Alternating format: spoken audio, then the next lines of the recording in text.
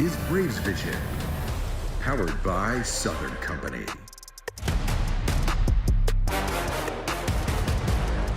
Game 3 of a 4-game series. Atlanta Braves baseball is presented by Truist. And the Padres and Braves have split the first 2 games. Braves winning on Monday. Padres evening the series yesterday. Now it's time to find out what Wednesday night will bring. One thing we know, it's going to bring a lot of fans to the ballpark because it is Jermaine Dupri bobblehead night. An Atlanta icon being celebrated here at Truist Park this evening. Welcome back to the broadcast booth, friends. Brandon Gaud alongside C.J. Nitkowski. It is also game number 101 of the season. So, C.J., let's give an analysis of the Braves through the first 100. Well, we were banking on winning game number 100. That didn't happen. That's okay. It's only one game. But we like the round numbers, and we kind of like taking an assessment of this team through their first 100 games. It has been a good go of it. 58 and 42. They are in first place. Exactly what we were hoping for at this point in the season. The home runs have been there. The offense has been alive. 5 runs per game. That is 5th best in baseball. You see Michael Harris making a great play. Of course, the defense has been good. The bullpen has been excellent. Some battles lately in the starting rotation. But how about our guy Chris Sale and the year that he is having with the 2nd best ERA in baseball? And a return to the rotation tonight for Martin Perez. CJ, he's going opposite Michael King. So a lot of changeups probably that we're going to see today. If you like crafty pitching, you're going to like this one. These are not guys that are going to blow you away with the fastball, but a couple of guys that both have very good changeups. Now, we have seen Martin Perez all year. He comes off the IL after that contusion that he had on his forearm on the ball that hit him, and look forward to him making another start. And for Michael King, both of these guys very good at inducing a low exit velocity, right? Not necessarily a lot of strikeouts, but a lot of mixing and matching hitting spots and trying to keep the baseball off of the barrel. When we come back, Nick Green, Peter Moylan, they're going to talk about Jimmy Baseball. Jim Jarvis, 2 RBI triple yesterday, also had a hit off a 103-mile-per-hour pitch from Mason Miller. So a lot to talk about regarding Jim Jarvis when we return.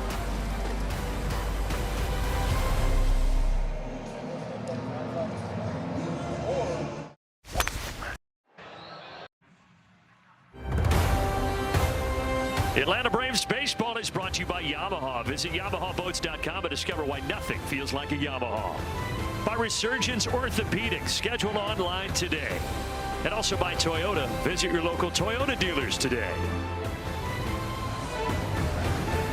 We're getting ready for the 3rd of 4 games against the San Diego Padres here at Truist Park. Series is tied at 1. Nick Green and Peter Moylan here with you. Peter, the last 2 games, the offense has not necessarily been there. They have 4 hits in game 1, 4 hits in game 2. There is a bright spot in there, though. Jim Jarvis has been fantastic, really good in the month of July. Had a couple of hits yesterday. I love the way that he plays defense. He plays the kind of defense where you don't really pay a lot of attention to the offense, but the at-bats that he's been putting together have been pretty impressive as well. We've seen the power numbers show up, obviously the triple yesterday, but he's also had a couple of singles that could have gone as singles that were really tough plays against him, so that average could go up a little bit. But like I said, the defense is something that I point to when you can look out there at shortstop, especially as a team that relies on ground balls and relies on getting the ball in play. You can definitely have someone like Jim Jarvis behind you. Check out the spray chart there, Nick Green. Yeah, pretty impressive. That was our Whataburger, what a play. 13 hits in the month of July. 5 of those have been for extra base hits. So he's done a nice job hitting over 300 in the month of July. Back in the lineup again tonight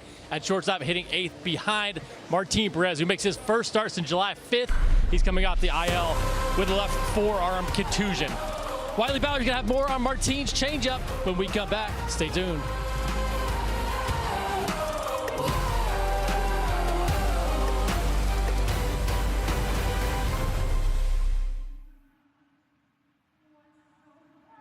Going once.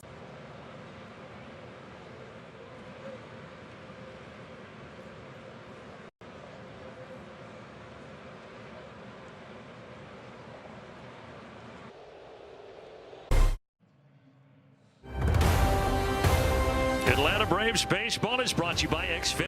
Reliable Wi-Fi at one price. Xfinity, imagine that. By Delta Airlines, keep climbing.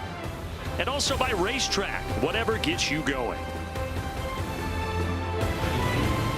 Jermaine Dupri throwing a fast fastball as the first pitch for the Braves here tonight as we get set for Game 3 between the Bravos and the Padres. And what we saw, the heater there from Jermaine Dupree. How about some changeups tonight between Martin Perez and Michael King? Let's take a look at our Truist leaderboard. As you can see, they are some of the best changeup artists in all of baseball. And for Martin Perez in particular, it's been a pitch that he has relied upon heavily this year. More than 30% against right-handed hitters, more than 25% against lefties.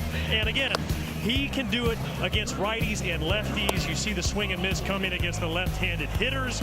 And again, for Martin Perez, it's been a pitch that has been the equalizer for him. So the question is, can he get out using that pitch against the Padres offense, and can he get deep in the game? That's been a key for Walt Weiss, trying to get a little more length out of that starting pitching. They'll try and get that done tonight. Braves and Padres, Game 3 of 4 coming up next. Thrilled to have you with us, celebrating Jermaine Dupree and Braves baseball on Braves Vision.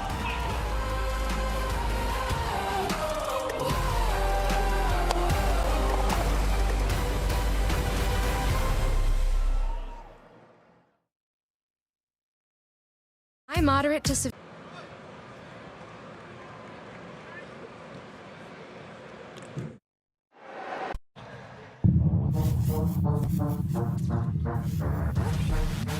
Welcome to Atlanta. Atlanta has always had its own style, its own swagger, its own sound. And tonight, one of the voices that helped define this city is in the house. ATL, let's play ball! Jermaine Dupree, Atlanta icon, music legend, now bobblehead immortal. But the city's biggest hits might still be coming. Matt Olson absolutely demolishes his baseball. This is Atlanta. This is bigger than the game. This is Braves country. And this is the standard. And here at Truist Park, we turn it up. He struck him out. Welcome to Atlanta, where the players play. Jermaine Dupree bobblehead night. There he is before the game with Braves chairman and CEO Terry McGuirk. And he is going to visit with us in the third inning. A lot of lines that were long outside of Truist Park waiting to get his bobblehead tonight. And we are ready for some baseball. Sun is shining, temperatures in the upper 80s. And we are anticipating Game 3 of this series between the San Diego Padres and the Atlanta Braves. Padres lineup. There's Craig Stammen, first-year skipper. Well, this lineup, they didn't mess around yesterday, even though they've had offensive woes this season. They put up 8 runs yesterday, 4 homers, including 2 by Machado in the third spot in the order. And Bogart's got the bump up after he was batting 8th. Now he gets to bat 7th after swinging the bat a little bit better. But you're right, they've moved this lineup around, especially what we have seen in the 2-hole so far here with the San Diego Padres. They struggle. Mentioned coming into the series, the lowest batting average in baseball. And so for Craig Stammen, trying to find some different ways to get this offense going in San Diego. Welcome back. Martin Perez activated from the 15-day IL today and ready to make his first start since July 5th. Yeah, it's a big one, right? Martin had been so important to this team. There were some struggles leading into that IL stint, but it is very nice to see the left-hander back on the mound. You can see what he's done over his 18 games, 14 of those being starts. We'll talk a lot about the off-speed pitches, and we'll keep a close eye on the location tonight for Martin. We know, again, he's not going to overpower hitters, but he can work the edges and really befuddle an offense.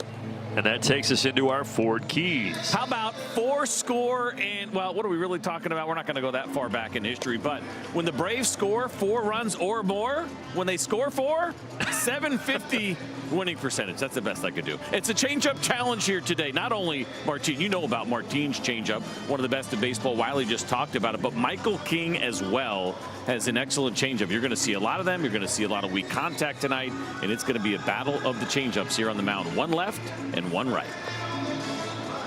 Racetrack defense behind Martin Perez looks like this. Duvon Harris, another start in right for Brewer Hicklin. Riley and Olson on the corners. Jim Jarvis, he's had the hold there on that shortstop spot the last couple of weeks. Good game yesterday. And then Drake Baldwin is the receiver tonight for Martin Perez. This Padres team, they have given the Braves fits over the last couple of seasons. The Braves won game 1 of the series 3-2, but yesterday the Padres with an 8-3 win, and now it's time for the Braves to take game 3. Yeah, it would be nice, right? Win this one, put yourself in position to try to win this series tomorrow, because they have been an absolute pain, have the Padres, over these last couple of years for the Braves.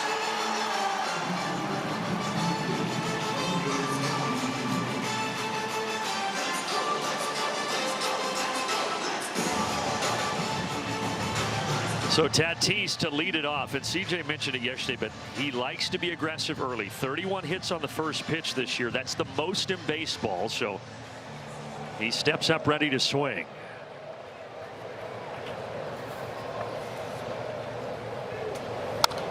And he swings at the two-seamer, and off we go. It's a veteran move right there, right? Martin knows that, so he throws a two-seam fastball. It's fading away, and it's off the plate.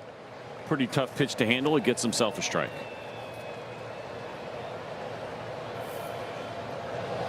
Tatis had one of those homers yesterday, 2-run shot in the 8th.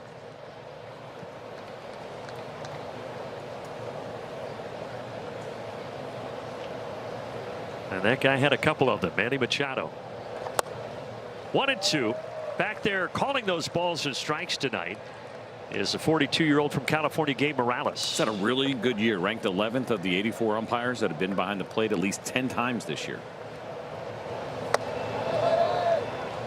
So maybe a little more consistent than what we saw last night. Yeah, I will say, though, and this should work to Martin's advantage, to right-handed hitters, he'll give you a little bit on the edge and has with some consistency. So think about the changeup, the two-seam fastball working away. A called strike at the top of the zone. Tatis thought about it, but he's the first batter of the game, and he won't challenge. And probably a smart idea, because I think this did catch the very top of the strike zone. It's the two-seamer, so it's got a little bit of movement right to left. It's also going to sink a little bit, and at 90 right at the top of the zone. That's like when a teacher asks you a question, you think you know the answer, but you don't really want to raise your hand, and put that back in your pocket. So welcome back, Martin Perez striking out Tatis, and now here's Luis Rengifo.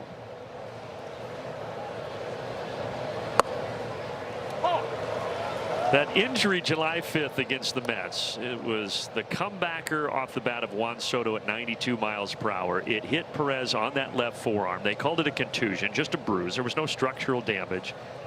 But opting to put him on the IL, you also had the All-Star break in between, and it kind of worked out, I think, well for Martin Perez to get him some extended rest. Yeah, it's been interesting, right? Because Bryce Elder has had some rest. There's other guys around the league that have had rest, because whether it's going on the IL, or if you make your last start like 4 days before the All-Star break, then add the 4, right? You're going to get 8 or 9 days in there, and I think most guys like getting it when they can. Ironically enough, Jacob Mizorowski seemed like he didn't. He had a pretty long period off and did not throw that well. Only made it through 4 innings, and his manager said he just didn't look right after being off that long. Jarvis. Good throw, good play, 2 down.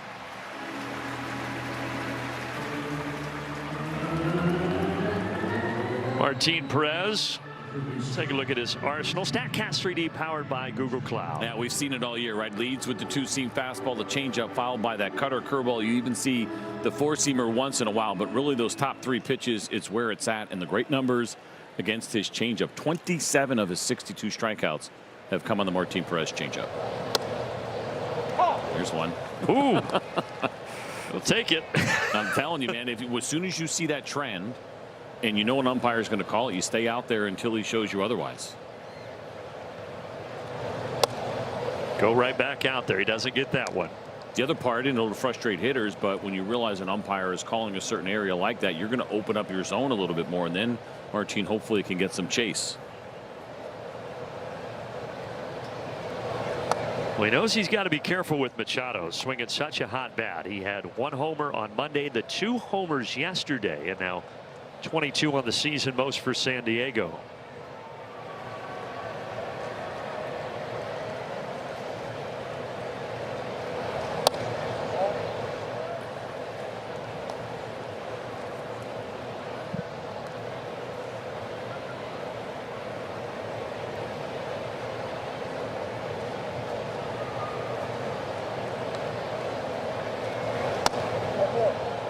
That time he didn't get the call. 2-out walk for Machado to bring up Ty France. And there had been some success for Manny Machado, so you certainly want to be careful because he is red hot. 7 for 21, double homer in there. OPS over 1,000 against Martin.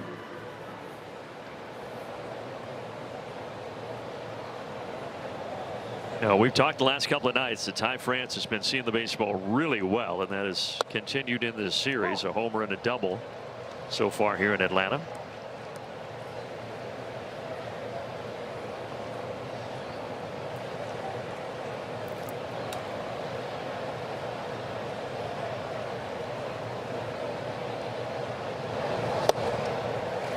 Cutter, and he's out in front. No balls, 2 strikes. Active streaks as far as extra base hits. 5 straight games doing that for Ty France, and he has 5 homers in his last 7. We just saw Jock Peterson with the Texas Rangers, and that kid in Pittsburgh is on fire right now.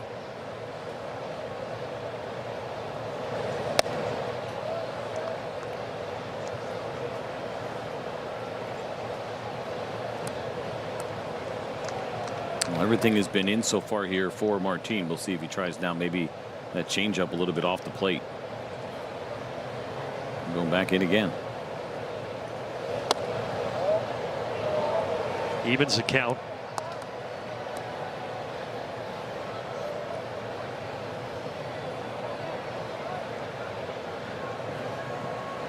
The 6-foot, 200-pound native of Venezuela is ready to deliver a 2-2 pitch with 2 down. Full count. So the last couple of pitches designed to try to get that free strikeout, right? That was the cutter back door. He tried to go with the front door 2-seam fastball before that. Now Martin's got to deliver in the zone. 20th pitch at the top of the first.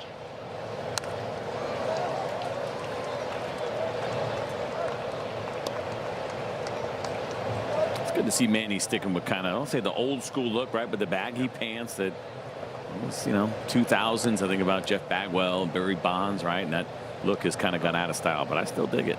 It's good to see. Pulled it down all the way in the back, almost covering the back of the cleats. Line to right, Hicklin backing up a couple of steps. He's got it. No damage at the top of the first. Bravos coming up.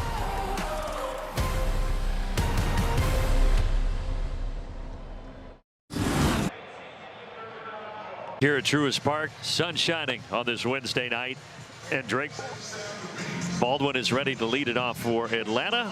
Ozzie Albies, Matt Olson, Michael Harris, the first 4 in the lineup tonight for Walt Weiss, and the 31-year-old on the mound, veteran, and a good one in Michael King. I expect contact tonight. Low strikeout rate that you get from Michael King. You can see the overall numbers, though. Batting average is really good. ERA is really good, but his last 3 starts, 17 innings and only 4 runs allowed for Michael King.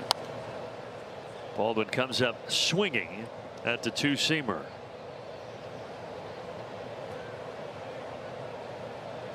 The thing with Michael King is really nothing is straight. Everything is moving, and that's why he does such a nice job again of just not getting barreled up that much.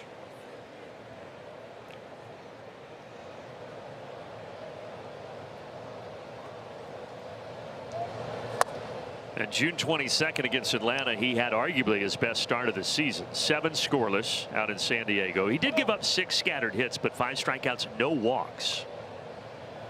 So hopefully a different story tonight.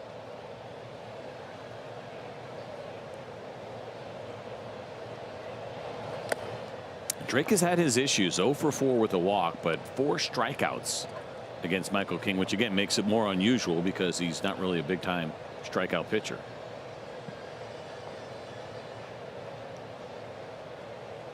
He's got Drake 1-2.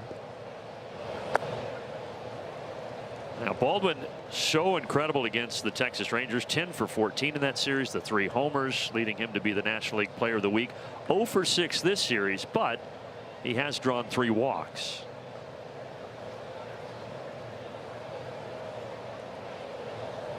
And he might draw a walk here. 3-2.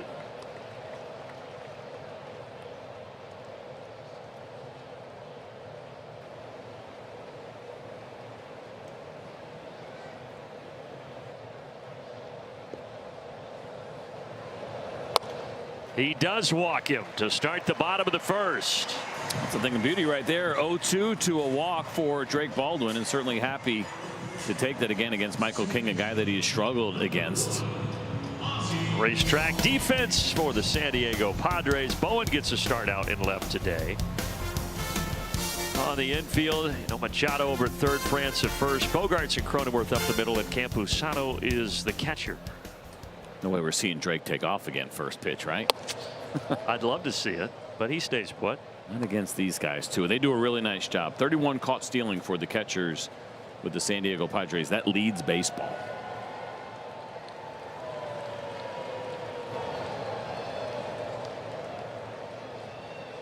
Oh, Michael King, you see how the back of his head is in the sun right now? This is not going to last very long at all, but there's a little sun there. And how about the brightness that some of these left-handed hitters are going to have to deal with, right? Left of center there off the wall. You can't see it, but that's kind of where the Papa John sign is, and probably looks a little bit brighter on TV, but it could be a little bit of an issue. Same thing with Chattahoochee Falls out there. It's a tricky time of day.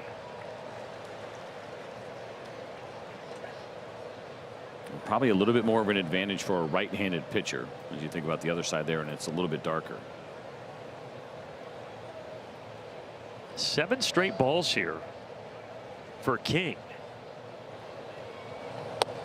Make it 8 straight, leaving quite a few pitches arm side.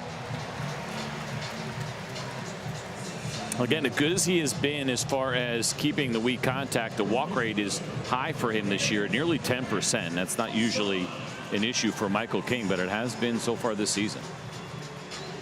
There's a career high coming into this game.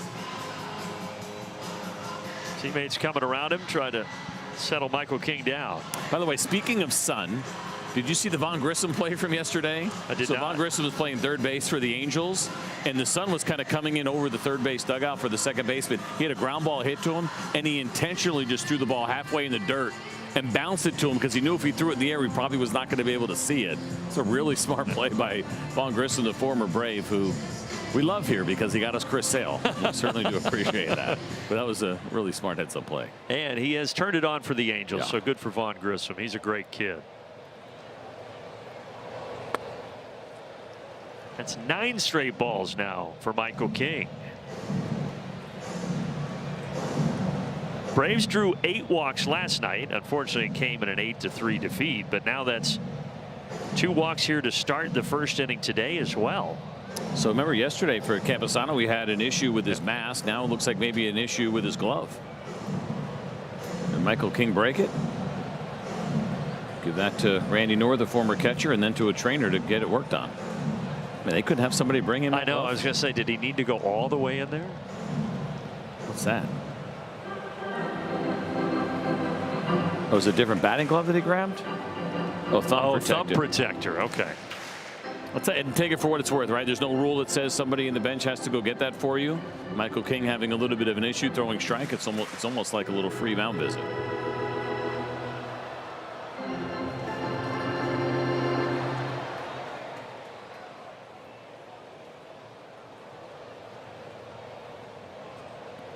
Everybody's back and ready to go. There is a strike, 1-1.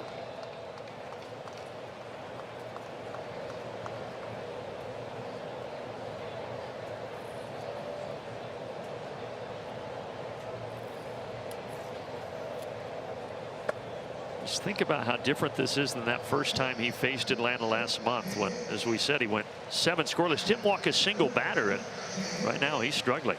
He's uncomfortable, and now you want the Braves to be able to take advantage of it, right? We've seen it too many times where a guy comes out stumbling a little bit, but then gets settled in the way we saw with Walker Buehler yesterday and goes deeper in the game than you were anticipating. Oh, nowhere near. And that's his changeup. That's his bread and butter. That's a concerning miss right there for pitching coach on your left, your manager on the right, as they're kind of looking in at Michael King in a 2-1 count.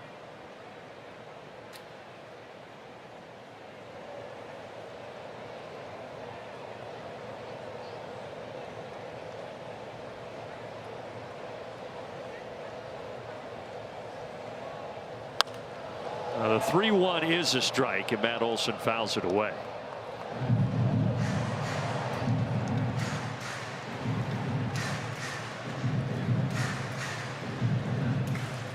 That guy was here for Christmas in July the other day. Yeah, I was going to say, and he's got his Santa Claus shirt on. He's all the way in. Lean in on it. That one misses inside. 3 straight walks to start the bottom of the first. And now you've got Michael Harris coming to the plate. He's our Georgia Natural Gas Green Life impact player here tonight.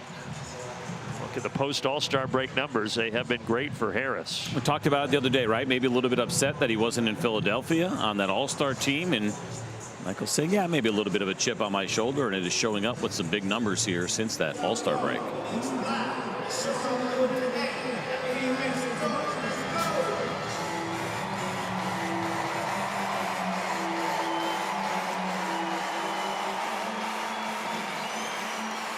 Gabe Morales breaks up the therapy session.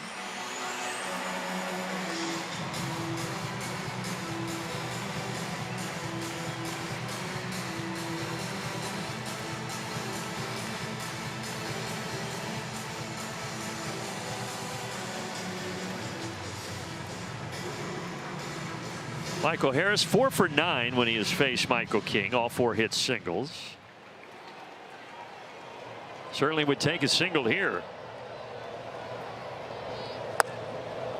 There's the changeup, and he's got him out in front. So the Braves this season are undefeated when they have drawn 3 walks in the first inning.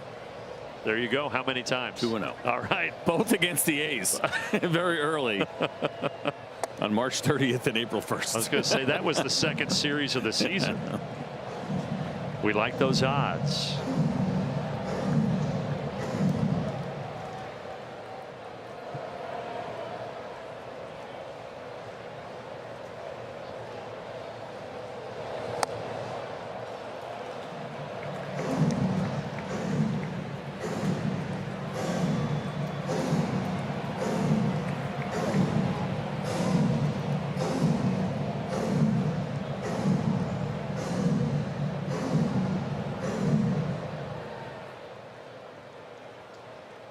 Michael King looking for his first out. This is well outside with a changeup. 2-2. So he's thrown Michael now 3 of those of the 4 pitches that he has seen in this at bat. The previous one looked pretty good. That one ends up missing by a really wide margin.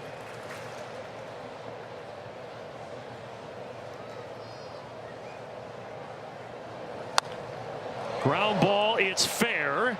It is going to score the first run of the game. 1-0 Atlanta.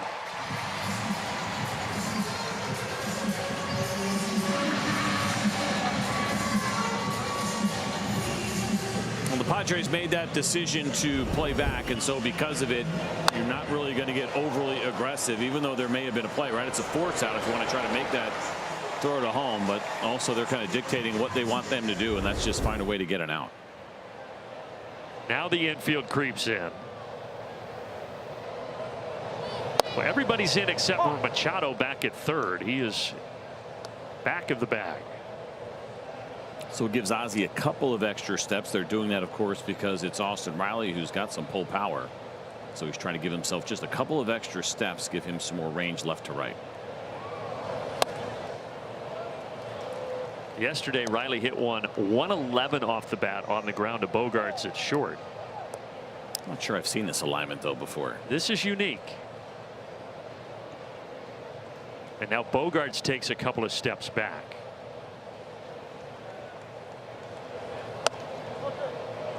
Called strike. Now Riley, he's not going to challenge, and that's probably a good decision. 3 straight sweepers here, right on right to Austin Riley. Now they're trying to get that one away, but it worked out well at the very top of the strike zone.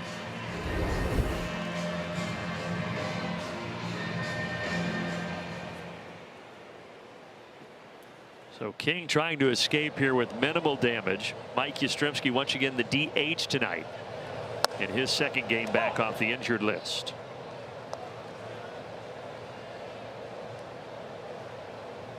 Make that now 5 straight sweepers, right? The ground ball for Michael was against the sweeper.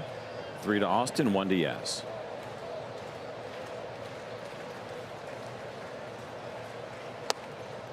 He changes things up there. 95 right down the chute.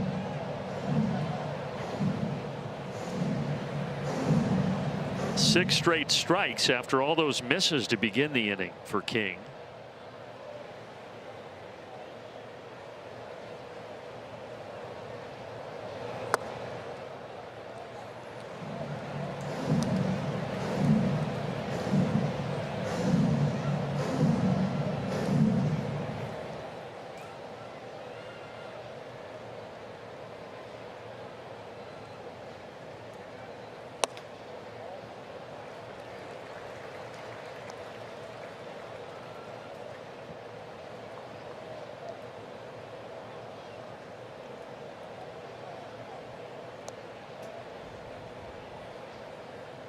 .28 pitches and counting for the 31-year-old. And you're sitting there for your guys going, okay, the changeup hasn't looked right so far this inning, but it is his #1 pitch to lefties. He hasn't seen one yet.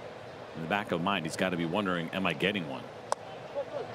Oh, he got the fastball and a good one, and the Braves just get the one.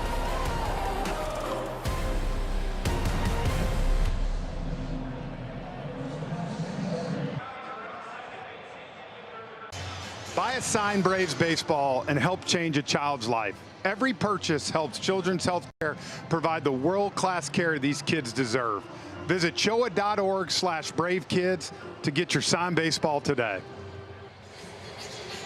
Yeah, visit that website, choa.org/bravekids.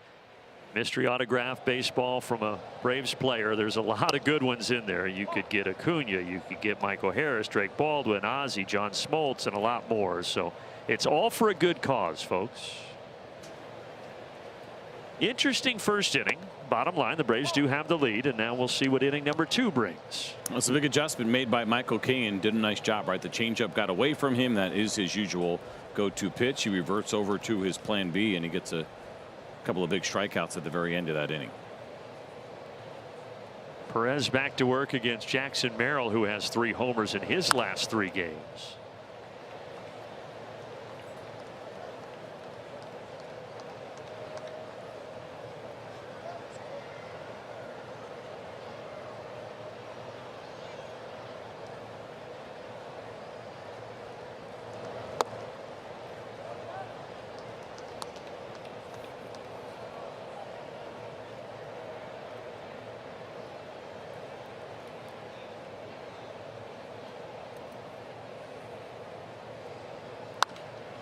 Talked about Merrill and his aggressive approach. He came out so good a couple years ago as a rookie. You look at the numbers across the board good. He hit just under 300 for an average. Last year, second year, 264.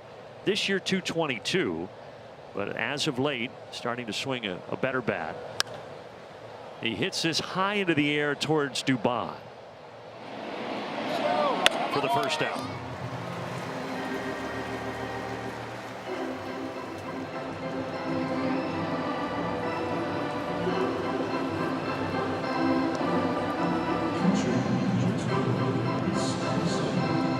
And now Campusano, the catcher.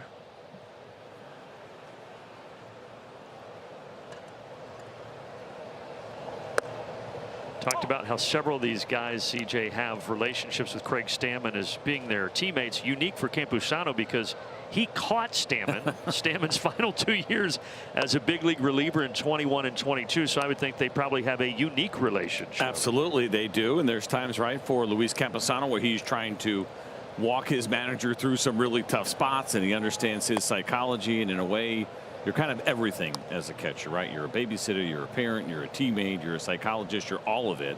And so he has been through it now with the guy that is making the decisions for the team. But a lot of trust there both ways. 3-1.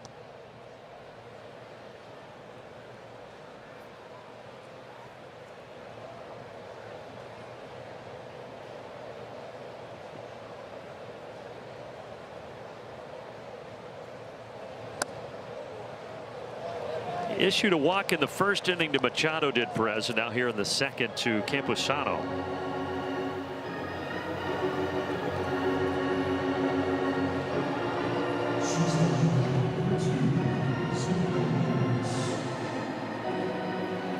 So now for Martin, one of the things that he does really well is keep the baseball on the ground. He knows how to get those ground balls. But Bogart, surprisingly, has actually been pretty difficult to double up this year. Only 4.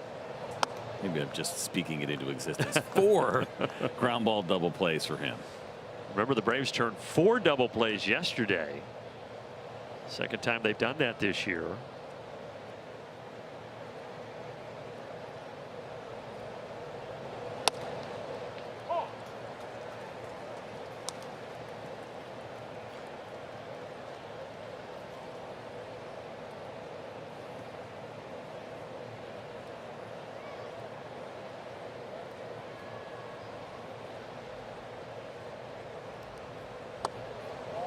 Ooh. Yeah, Drake thought about it. I'll tell you what, so we saw that earlier call right on a 2-seam fastball that was pretty far off the plate, and we know again the tendency that you get from Gabe Morales, and you're thinking, okay, well, anything close I'll get, and that one was close and probably even on the plate. All of a sudden now he's gotten a little tight out there.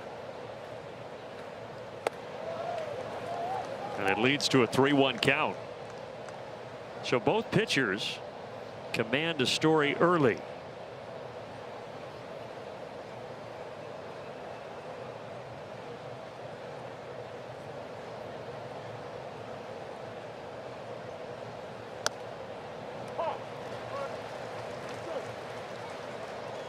And remember, for Martin Perez, he was briefly a Padre at the end of the 24 season, made 10 starts for them. So he does know quite a few of these Padres players well, including the man at the plate in Xander Bogaerts. But he walks him.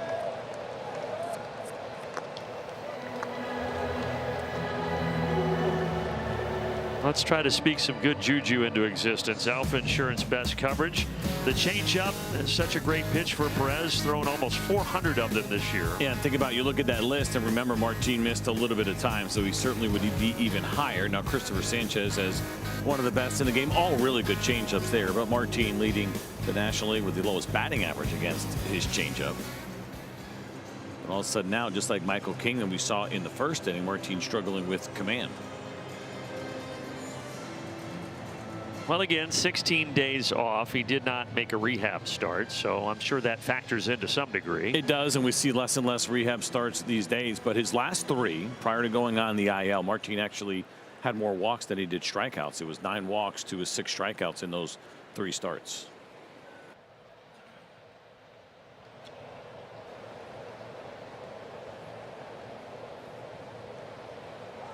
Squaring to bunt, and Cronenworth cannot lay it down. That's interesting, right? With 1 out, I guess you got the left-on-left matchup, but this is not a sacrifice situation. That is Jake Cronenworth trying to bunt for a hit. Certainly not giving up an out with 1 already on the board.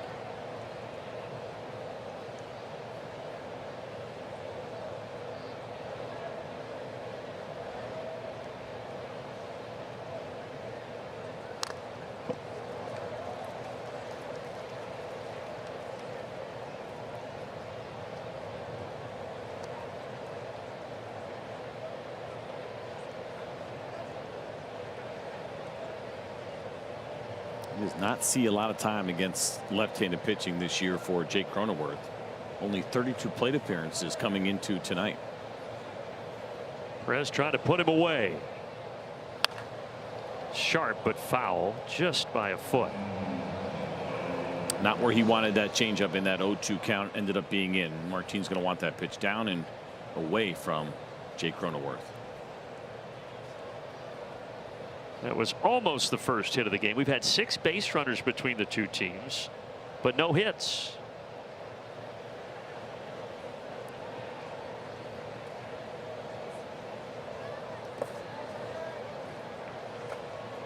Runners stay put.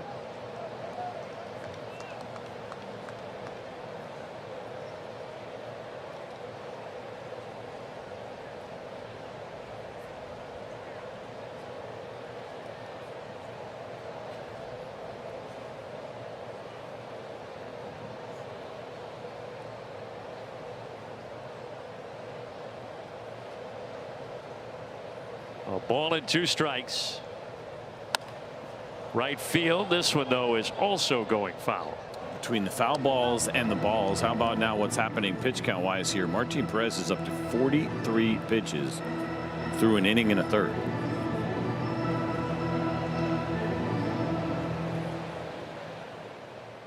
The Braves starters getting deep into games has really taxed that bullpen here over the last month or so. Another foul ball. So we did see J.R. Ritchie go down today in favor of Martin Perez getting activated. What was it, 3 2/3 that he threw yesterday? So you have Medeiros, you have Hernandez, who we have not seen yet. We did see him in spring training. I'm thinking about as far as who can actually eat some innings, it would be probably between those two.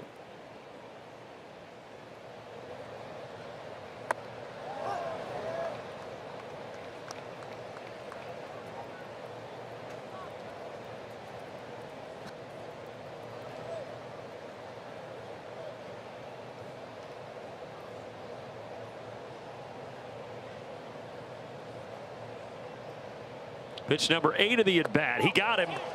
A change up, and that's a good location. And Cronenworth trying to go down and get it. What a battle this was for Martin, but he ends up winning it when it is all said and done. And mentioned that changeup earlier that was nearly hit down the line for a base hit where he missed location. That is the adjustment that you were looking for from Martin Perez. After 5 foul balls, Cronenworth back to the dugout with a strikeout. And Jace Bowen, the 9th batter in the order, the rookie at 25 years old at the plate. Made his big league debut on June 2nd.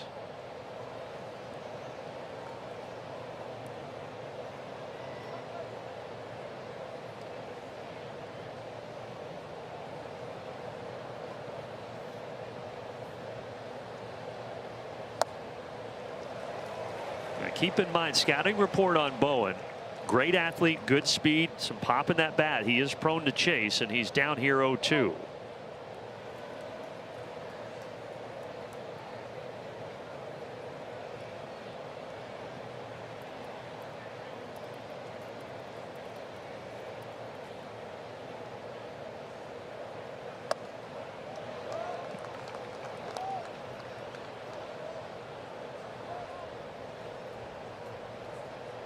I think that was kind of the rhetorical ask there from Martinez. Oh, was that wide? Yeah, it was a little outside. Do that to try to play with an umpire. Can you get in his head? It rarely works, but we all do it. Now, if he asks if that was up, that might be a stretch.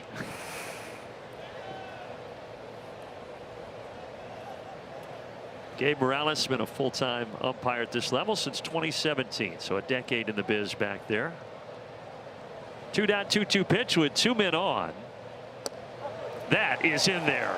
He freezes Bowen, and the 2 walks don't hurt him. It's the Martin Perez specialty, and kind of like we saw with King last inning. A little bit of trouble, but finish it up with a couple of punchies.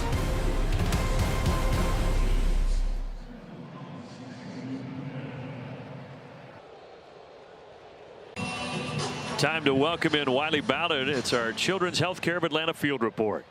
Well, Brendan, the Braves have welcomed in Martin Maldonado into their dugout for this series. Now, he was hired by the Braves as a special assistant to the front office during the offseason, but he was a key piece to that Houston Astros run these last few seasons, including the World Series championship in 2022. And he was also teammates with Mauricio Dubon for about 3.5 seasons. And Mauricio knew him all the way back to 2014, but finally had a chance to be teammates. And Mauricio always said Maldonado had a kind of a sixth sense about baseball, so much so that when Mauricio was traded from San Francisco to Houston, he told his family that was it. And then by the time he called Maldonado shortly after, Martin said, "Oh, I already knew." Everybody was on it, and a really good ad here for the Atlanta Braves and their organization. Cool to see Martin Maldonado in uniform in the dugout. He was in uniform just a year ago. Dubon tried to stop, but the sweeper gets him. That's now 3 straight strikeouts for King. Yeah, the adjustment has been made. Again, that changeup not feeling right, and so go to something else, and that something else has been the sweeper. He started him with a 4-seam fastball, and then it was 3 straight sweepers.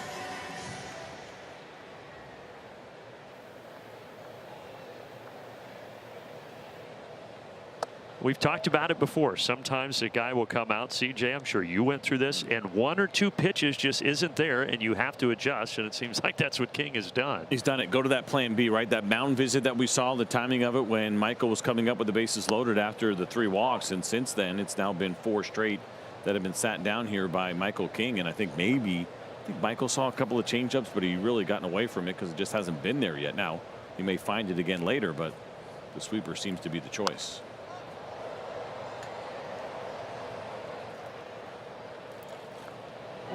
Saxby's Who's Got the Sauce? What Jarvis did last night. How about his first big league triple, scoring 2? That's fun to watch here from Jim Jarvis. He had gotten that cutter that was up over the plate. Nearly got himself another homer, but triples are way more fun to watch anyway. And Jimmy Baseball has been a treat. And a treat he continues to be. There's the first hit of the ball game, even though it's our 7th base runner of the ball game. Well, broke the changeup back out, and Jim Jarvis was ready for it. It's 87 miles an hour. You'll see a little bit of run here. Not a bad pitch at all, and just a really nice piece of hitting by Jim Jarvis to be able to stay on it long enough to find himself some room up the middle for a base hit.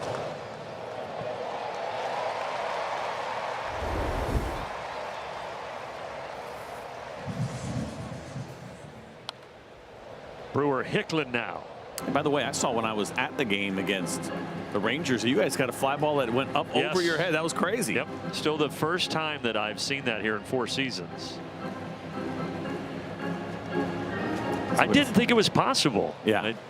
It's not out of the realm. Now the angle right coming down, that's where the challenge is going to be. It's going to have to be perfect in order to actually happen. I want you to know, though, it wasn't like Fenway. I was out of my seat. I was ready. A little more time to digest from here. That's right. Hicklin down the line, but it's going foul.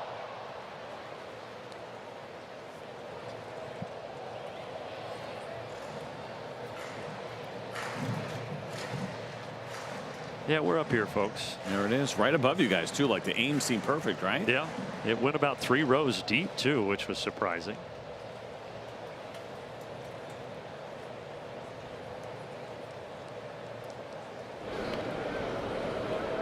That's one thing, right? We have not seen, I don't think we've seen a stolen base yet, right? From Jim Jarvis. We know that he can run. He certainly put up the numbers in the minor leagues and a part of his game that we're all very well aware of. We just haven't seen that first big league stolen base. He's pretty much done everything else to this point. Had 32 steals in the International League and AAA before getting called up. That was 3rd most in the league. So very capable indeed. Hicklin to center field, sending Merrill back. Brewer Hicklin just missing that first big league homer.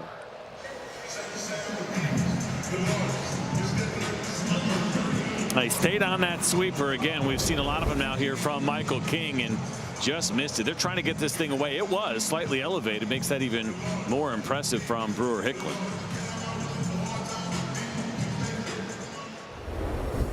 He's got 2 young boys, and he told me that his oldest boy, 4 years old, before he leaves to go to the ballpark most days, he says, "Dad hit a homer." Almost got it done right there. It's going to be awesome. The time it happens. And his son tells him, one of the boys, letting him know. He's been a joy to be around having the clubhouse for these Atlanta Braves here the last couple of weeks. Baldwin turns on it. Jarvis will head for 3rd. And they are at the corners. Well, Braves adjusting nicely here to the Michael King sweeper again. That was kind of this back and forth that you get, right? Changeup wasn't there. Let me throw more sweepers. And now for Drake Baldwin and the boys seeing that sweeper and hanging in there pretty nicely against it.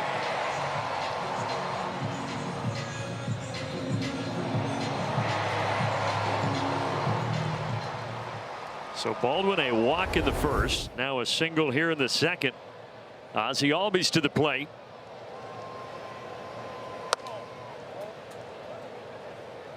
We are knocking on the door of 100 total pitches here through the first 2 innings of this game. Snail's pace so far in game 3. The good news, Braves on top and looking for more.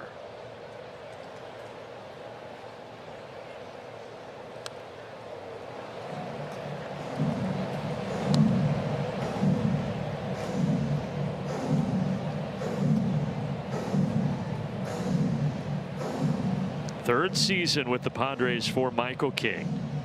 Part of that Juan Soto trade from the Yankees a few years ago. His 1-1 pitch to Ozzie.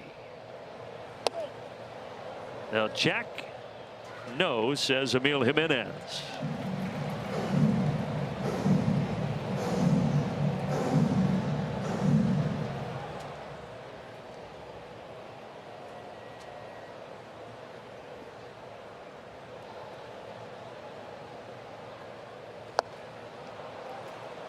That's the one he wants right there. Even though it's a good pitch, it's off the plate most of the way, ends up catching the strike zone. For a left-handed hitter, that is coming into your barrel.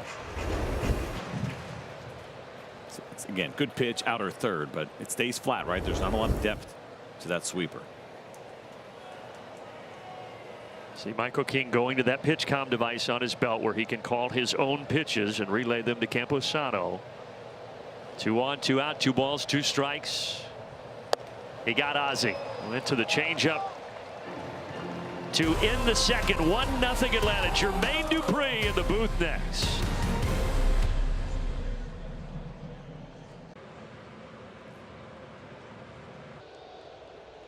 Well, it is a special night here in Atlanta. Atlanta icon Jermaine Dupree. Yeah. It is his bobblehead night. And now here as we go to the 3rd inning, he's kind enough to spend some time with us up here in the booth. Yeah. How'd it feel throwing out that first pitch, by the way? I mean, it felt really good. I'm still holding it. And I'm actually looking from y'all's view. It looks really, really far. Yeah. And then when I got out there, it felt really far. So you backed up to the pitching rubber, though. I noticed that, right? Nah, Did someone tell you to do that? Well, no. They told me, they said, Jermaine, you don't have to go all the way up there. You can stop at the green. And I'm like, nah, that sounds like I'm wimping out. Yep. I got up there and I got to the end of the green and I'm like, wow, this is pretty far. And I just went on up. I'm saying, whatever happens, happens. That's right. That's the way you got to live life. That was fantastic, man. We tell everybody that does it, right? Some guys come out and say, oh, yeah, I'll stand on the grass. No, you got to get out there. Yeah, you got to get out and do it right. And as long as I was in the box, I stayed in the box. Yeah, you're good. Yeah, I was in the box. That's a strike. That's a strike. Yeah, I was in the box. So, obviously, you've accomplished so much in your career. Have you ever had a bobblehead night? No, this is the first. What do you think? I think it's a genius. Yeah, I mean, you know, I've been a part of the whole making of this. So seeing it from the beginning, he didn't have hair on his face. I said, that's not really me. I put the earrings in. We had to do the glasses and figure out if it was too dark. You know, watching this come to life has been fun. So you had final approval. Yeah, totally. That's nice. Yeah. We don't usually get that around here. We just kind of do what they tell us to do. Okay, yeah.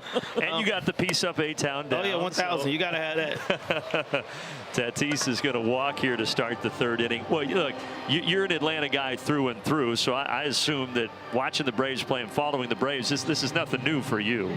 Well, I mean, it is kind of sort of because, like I said, that's what makes it so amazing. Like, you know, growing up, I didn't really get to go to baseball games and stuff like that. You know, I'm from the South Side. I'm from College Park, and I actually was just like trying to become entertainer all the time, so I was always in the house and let's get him out. All right, you know, I was always in the house and I was trying to perfect my craft.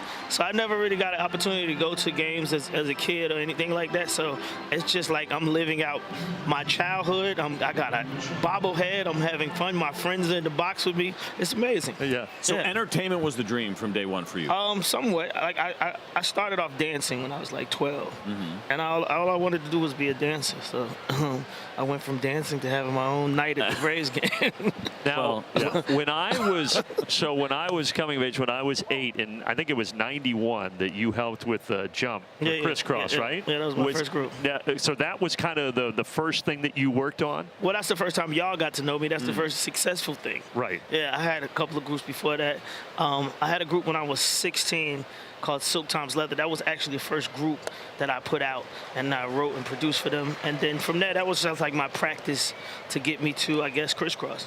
Okay. So it's almost like we think about what happens in baseball, right? You have prospects, you see talent, but ultimately you got to figure out, will that talent actually be able to get to the biggest level and get it done? Yes, What's that like in your world when you see maybe undiscovered talent? What are you looking for?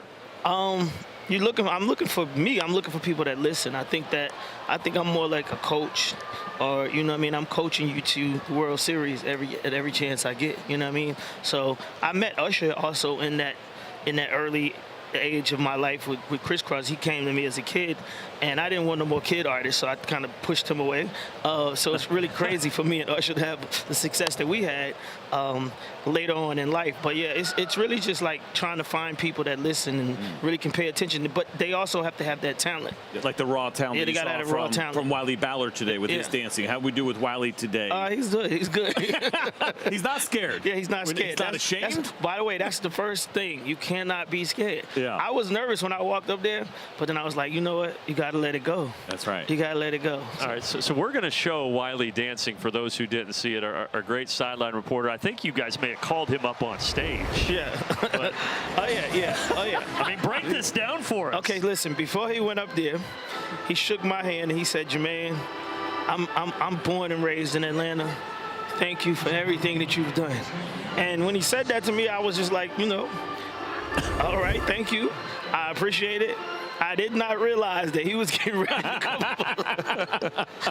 He came up on the stage, and I'm like, oh, he's really from Atlanta. Yeah, he is. Yeah, 1,000%. He is not scared at all. Yeah, not at all. When it comes to shaking it a little bit. You only had to watch it once. We got to watch it. I mean, but listen, because I was DJing, so I didn't see him. But my daughter told me he was singing all the words to the franchise boys. He know all the words.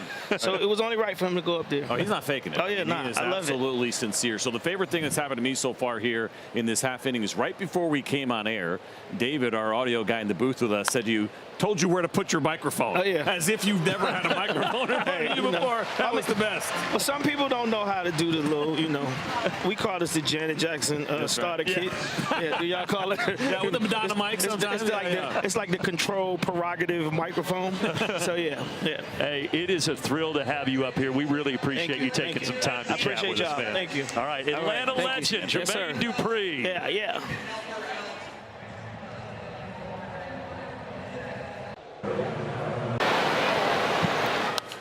Yeah, Matt Olson leading off the bottom of the third. Again, really appreciate Jermaine Dupree not only having the entire night here and agreeing to do the bobblehead thing with the Atlanta Braves, but the pregame party in the Battery, Wiley dancing, and then him spending a half inning with us up here in the booth.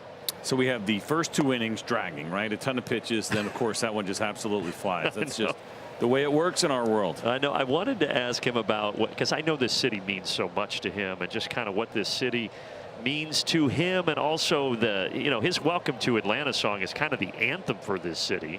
But everything went a little too fast there in the top of the third. Yeah, but I do appreciate it. We talk about it all the time, and I watched him when he threw out his first pitch. I was like, oh, he's backing it up.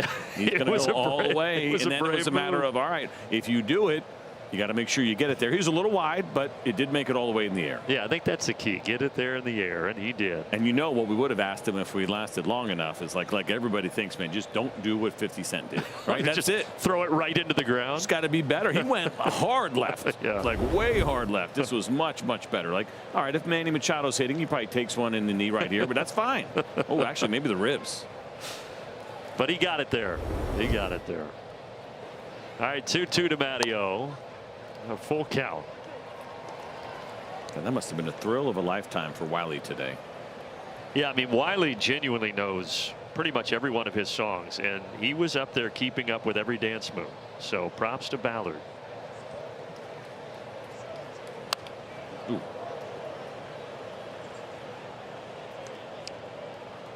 I mean, all I can say is if you told 9-year-old Wiley Ballard he'd have a chance to lean with a rock with Pimpin' and Parlay, I don't think he'd believe you. Here's the thing, if we were talking to 9-year-old Wiley Ballard, he'd look exactly like that. I'm guessing that's what Wiley looked like when he was 9. I mean, if you know how to dress when you're 9, you don't need to do anything different.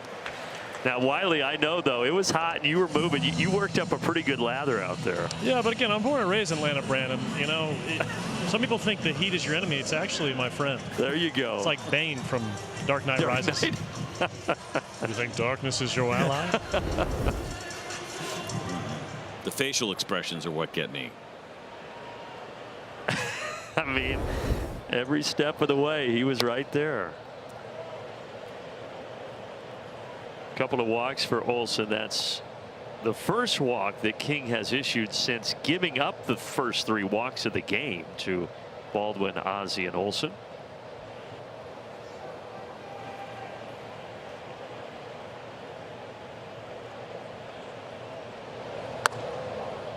And the last thing I'll add on that, guys, is just for my generation, if you're from here, that those guys mean a lot. So it's pretty cool to have a chance to recognize them here. And yeah, man, that was awesome. So. And clearly, what you said to him resonated, right? I mean, that's the thing, and you talked about it. That was awesome. That was legit. I think civic pride, I think for all cities is a big deal when it comes to the sports teams. But I think they got to a place where people were as proud to have them franchise boys or Jermaine Dupree from Atlanta as you are the Braves or the Falcons or Hawks. And in 2001, when he came out with Welcome to Atlanta, it really kind of became, over the last couple of decades, the anthem here for the city. I still say it when I land and I get off the plane. You know, they usually have someone there that welcomes you and tells you here's where you can find your next gate. Often they'll say welcome to Atlanta, and if they do, I always respond with where the players play. That's right. Now 9 times out of 10 that gate agent has no clue what I'm talking about, but that's just a tradition of mine. Well, now all of a sudden King has kind of lost the field a bit. That's good to see, right? There was concern after he worked his way out of that first inning, only the 1 run allowed, and then looking like maybe he was getting a little bit more settled in. Nobody wanted to see it.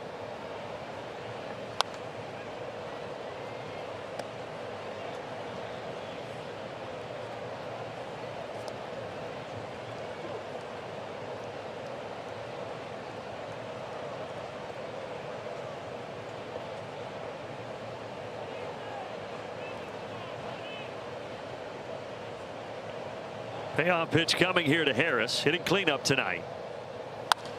Hit hard, Machado. Whoa! Wow, we're going to have to take a look at that. Now, Mike Malinsky, the umpire, says that Bogaerts kept his foot on the bag, but it was close. If he did, it's going to be pretty incredible, and the Atlanta Braves are not going to challenge this. Wow. From our view and watching it live, it certainly appeared that that throw was far enough offline, but Xander Bogaerts here making the necessary adjustments on this toss from Manny Machado. Oh yeah, he was very much on the back still. Now, well done by Bogaerts.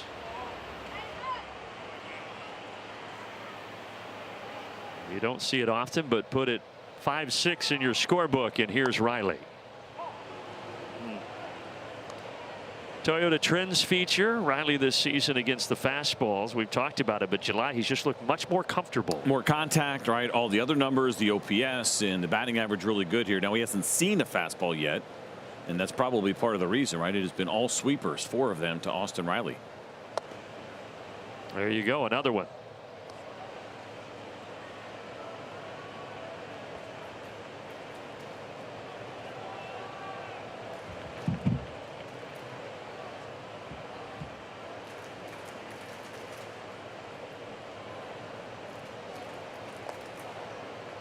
So mentioned the job the catchers have done behind the plate, and they have done some really good work. Most caught stealing by a catcher core in baseball here with the Padres. And for Michael King, he has done his part as well. 6 for 12 when it comes to stolen bases against him. 50% of the time they have been caught. The 6 are tied for second most in baseball. He's done a really good job. So not easy tonight at all when it comes to trying to advance really throughout this series and stealing some bases. King has not missed a start this year. 21st start of the year tonight. Yeah, bro. So the fun thing about the scorebook tonight, because you have Michael King, every Brave that comes up has King in front of his name, right? So you went from King Albies to King Riley, and kind of like, I don't know what my favorite one is, but I kind of took notice of it when Ozzie was up last inning. I'm like, that's kind of cool. Well, on deck, I kind of like the ring of King Yastrzemski. It's intimidating. That's got some power behind it. Well, as Michael tempted now, 2 throws over, 3-1 count. Probably not a bad idea here with Michael King. Does a pretty decent job keeping the baseball on the ground. He stays put, 3-2.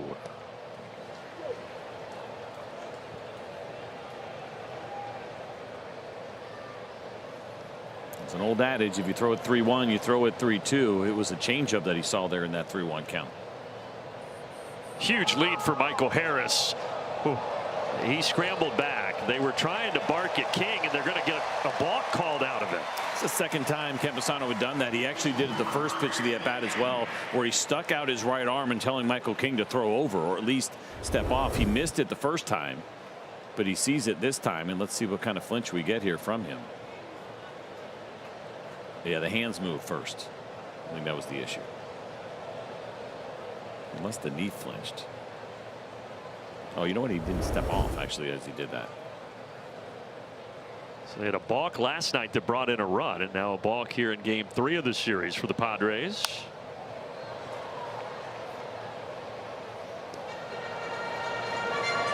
Did go fastball there, a little bit of a surprise for Michael King. Now he missed, trying to go away, and it was in. If he chooses, that does set up the sweeper pretty well. By the way, that was just the second bulk of King's career, and he's pitched 611 innings at the big league level. So that's how rare that is. Payoff pitch, he got him. Changeup. 5 strikeouts for King tonight. Let's get a message in here from Zaxby's. 10 wings, $10. At Zaxby's, the math is mathing. Zaxby's 10 for 10. Time for King Yastrzemski.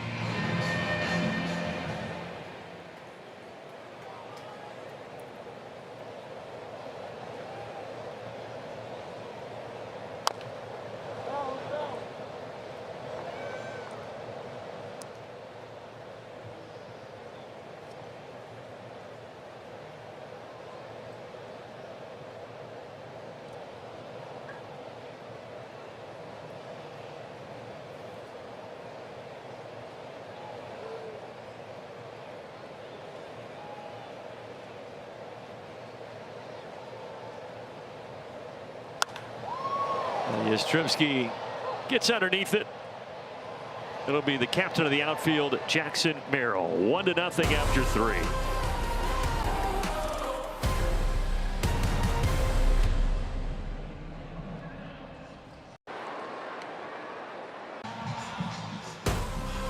This is Braves Vision, powered by Southern Company. 1-0 Bravos as we head to the 4th. Brandon, CJ, and Wiley with you for game number 101 of the season for Atlanta. Perez, a quick 3rd inning. Let's see what he can do in the 4th. You're probably getting yelled at as much as I just have been on social media because we kind of messed up, both of us, on what happened there with Michael. It was a 3rd disengagement, and so because they didn't pick him off, it becomes a violation. So not a balk. Good clarification. So just still 1 balk for King in his long career, and Merrill now has a single to start the 4th. Now they've had 4 walks, but that's the first hit today for the Padres. Take a look at the pitch here from Martin Perez. Not bad here, down and away, but we know with Jackson Merrill and kind of what has been going on here is that he has struggled more on pitches that are up, chased down on the off speed, but that fastball, while generally a good left on left pitch, where his swing is right now, you probably want to go a little bit higher. I felt like I got pulled into the principal's office there. That's why I don't check it very often. It's the way to do it. You're our social media police up here. So I'm looking for the movement, right? What do you do? What happened? Well, no, it's a pretty simple rule. He stepped off, and if you don't pick a guy off 3rd time, then it's a violation of the rule. It's only been in the game 3.5 years. So I feel like I haven't seen many, though. No. That's the thing. You just never really see them. Yeah. But thank you, everybody, for those of you that used a nice tone. And for the rest of you, you're getting muted tonight.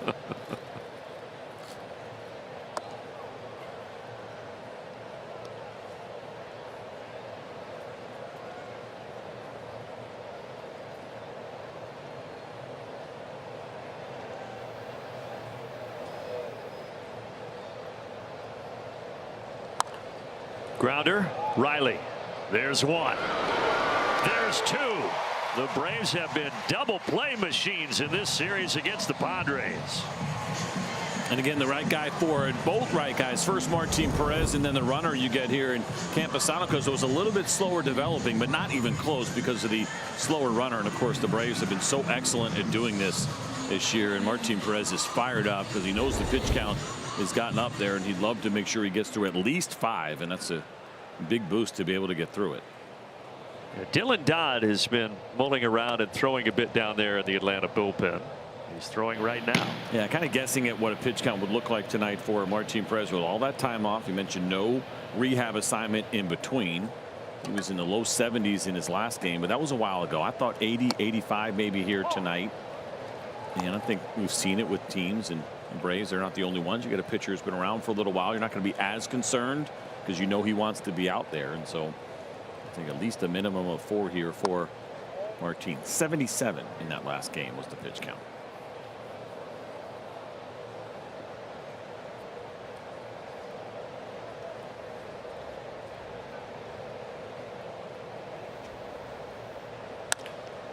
Grounder, Jarvis gobbles. So Martin Perez, a quick third and a pretty quick fourth.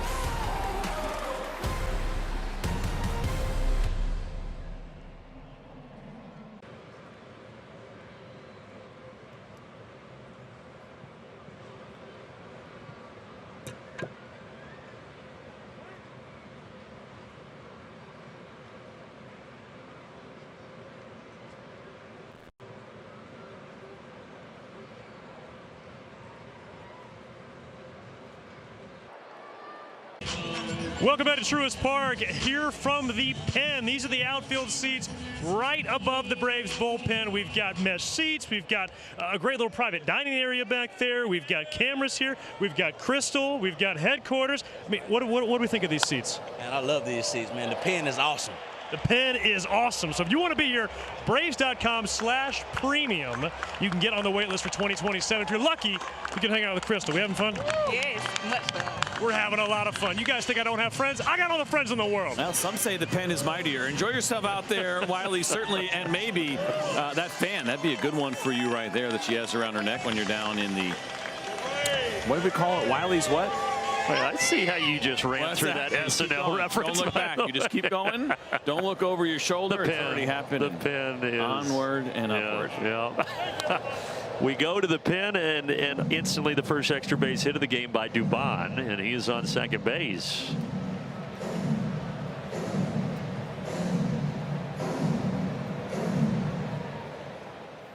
Braves getting that lone run in the first inning. Nothing for either side since.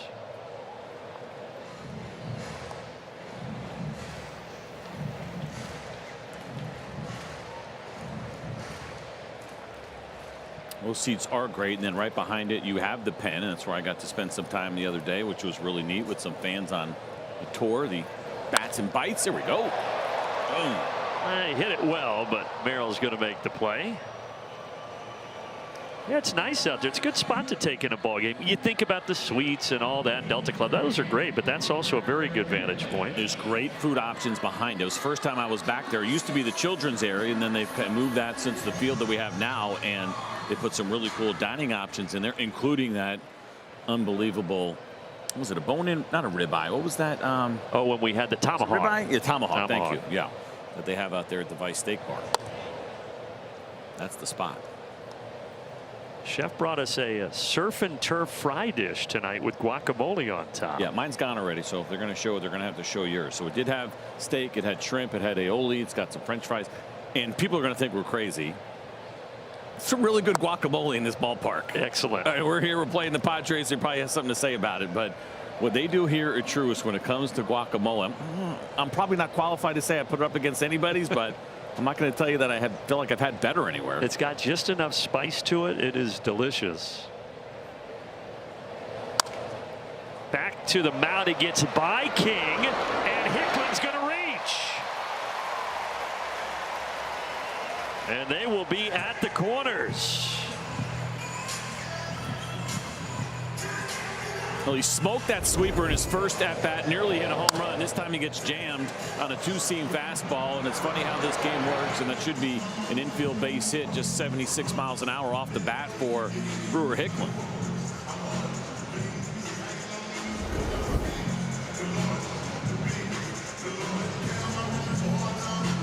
So a good chance for Atlanta to add on.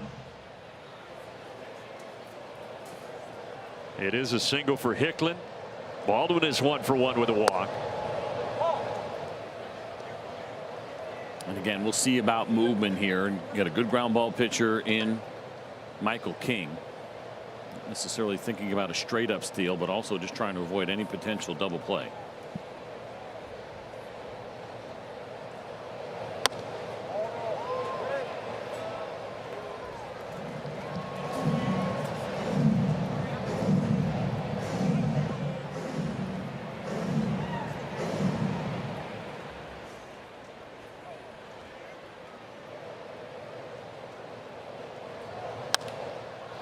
Shallow left. Dubon at third, but they're not going to press their luck here. Not far enough. 2 down.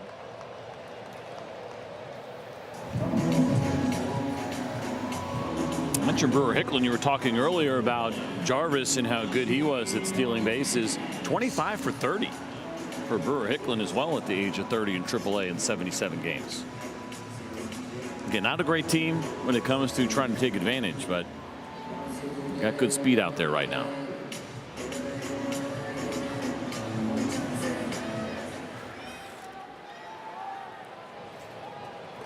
A walk and a strikeout so far for Ozzie tonight. Pitch number 80 of the evening for King.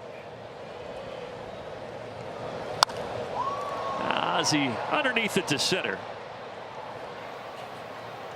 Braves strand 2. We already had Jermaine Dupri. How about Mayor Andre Dickens? He's going to be with us next in the booth when we get back.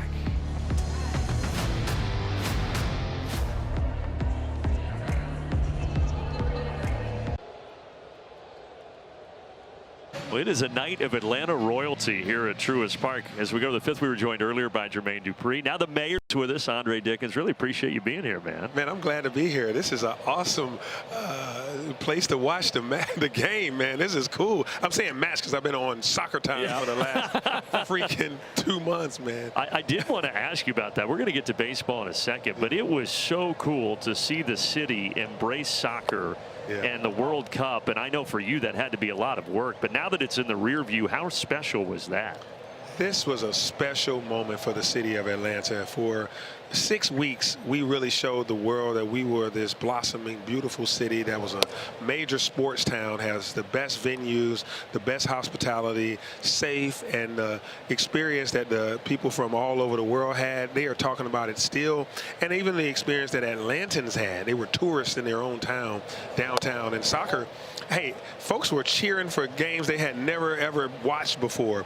People were picking teams. They had no, 2 months ago, they didn't know anything about soccer. By the end of this thing, they were picking Spain over Argentina or vice versa. And leading up to it, I imagine it had to be exhausting for you and your group and the amount of details that went into preparation. Absolutely. So many details, from safety and security first, because this is a level 1 event, international event. You got to make sure it's safe. Remember in 1996, we had an incident during the Summer Olympic Games in the Centennial Olympic Park where a bomb went off. We wanted to make sure that never happened and that everything was safe. And so we had to secure not only the stadium, but the Fan Fest and all of downtown, and still maintain safety throughout the whole city of Atlanta. But then the traffic planning and all of the international dignitaries. You have to worry about how to make sure you speak different languages and make sure that cultural norms across these various religions and cultures and countries. It was a lot of details, and I put the team to work, and they executed perfectly. Shout out to Arthur Blank and the whole team at Mercedes-Benz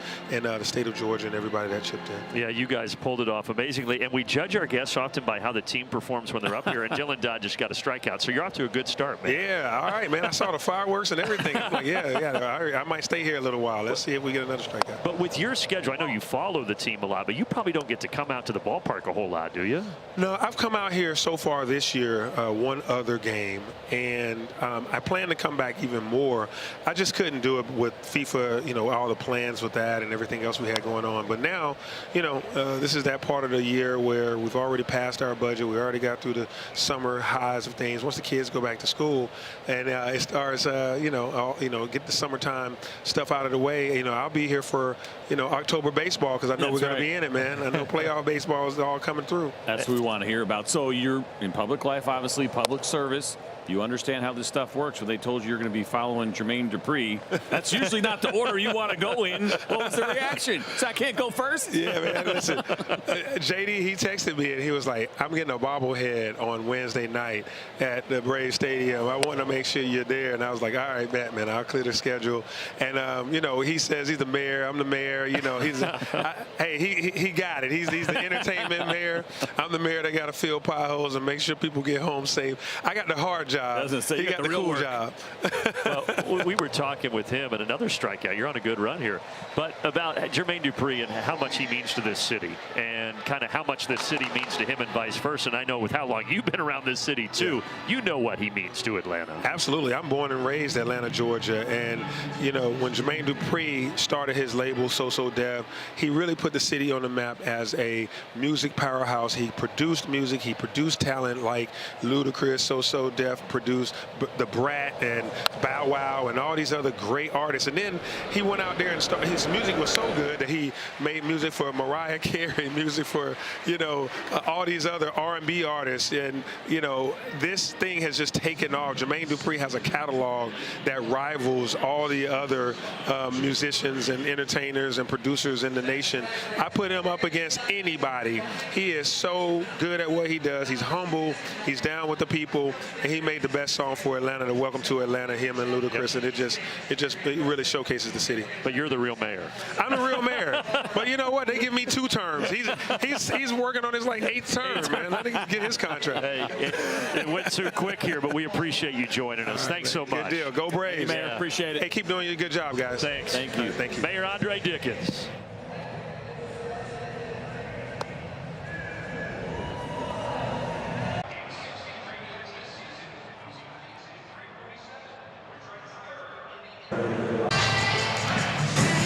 Well, now you're stuck with just Brandon, CJ, and Wiley the rest of the way.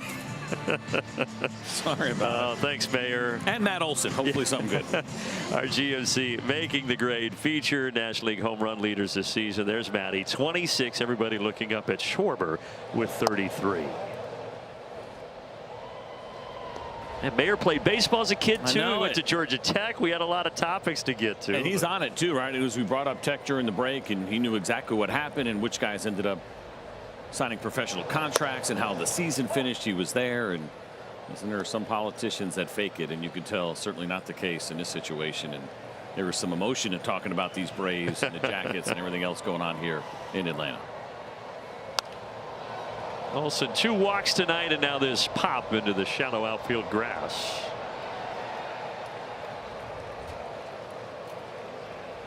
Good inning by Dylan Dodd, by the way. We didn't really get to discuss the change, but Perez goes 4. And look, Perez had the command issues, but the bottom line, he did his job, and now Dodd into the game. Yeah, certainly he wishes the pitch count was down a little bit. He went 1 more inning. Certainly understand it. We've seen it from Martin. He is an absolute competitor in what he does, but this bullpen is good. Of course, we'd love to see a couple more runs across the board would be nice. But really, when you have a game like this, and Martin struggling a little bit early on with command, Michael King doing the same thing. I've brought this up before, where maybe guys aren't on point, but you're battling almost each other. You're trying to outlast the other guy, trying to put your team in a position to win, and Martin was able to do that tonight.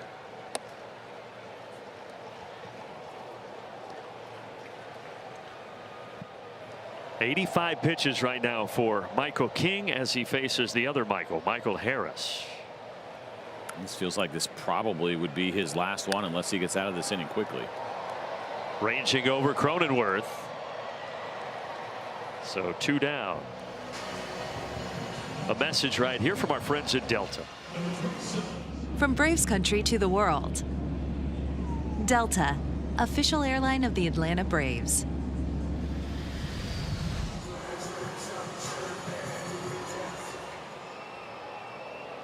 Two quick outs. Austin Riley at the plate.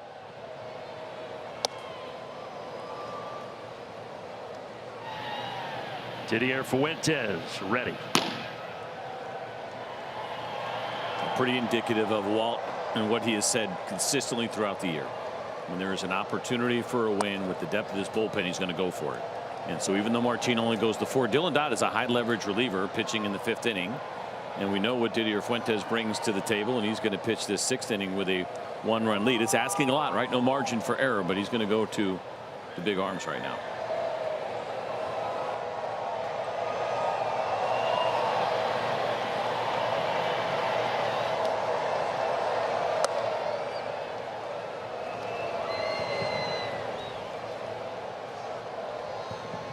Three at bats, and it's been 1 fastball inside the strike zone tonight for Austin Riley.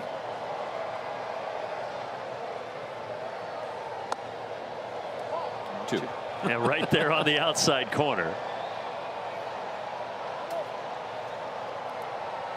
Talked about it being King's 3rd season with the Padres. He re-signed this offseason in December, 3-year, $75 million deal.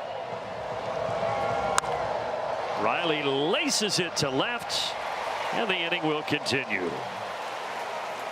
It's got to feel good. In his last at bat, there were a couple of changeups where he swung and missed and had a strikeout there with a couple of runners on. And so now for Austin Riley, another changeup, and a good one, down just below the zone. He stays on it and barrels it at 109.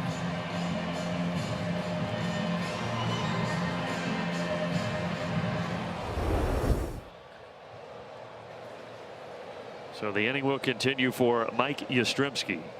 Kind of surprising. Nobody throwing here with 91 pitches for Michael King down in that bullpen for the Padres. He has gone over 100 pitches 4 times this year, but he's had some stressful pitches in this game. Hart is starting to remove his warm-up shirt. Challenge. The catcher is challenging the ball call. I think they get this one again. 2-seam fastball is a sinker, so a little movement down, probably caught the top. Barely. Powered by The T-Mobile. pitch was a strike. San Diego retains their 2 challenges.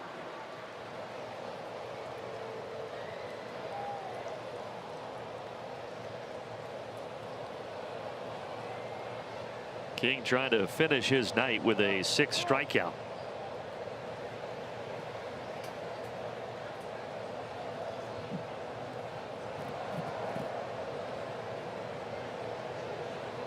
Trying to get through 5 for a rotation that has had its issues this year for San Diego.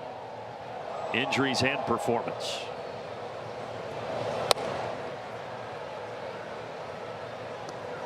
But they're just happy he's healthy. He missed quite a bit of time last year. He only had 15 starts. Throwing shoulder inflammation, left knee inflammation really limited Michael King a season ago.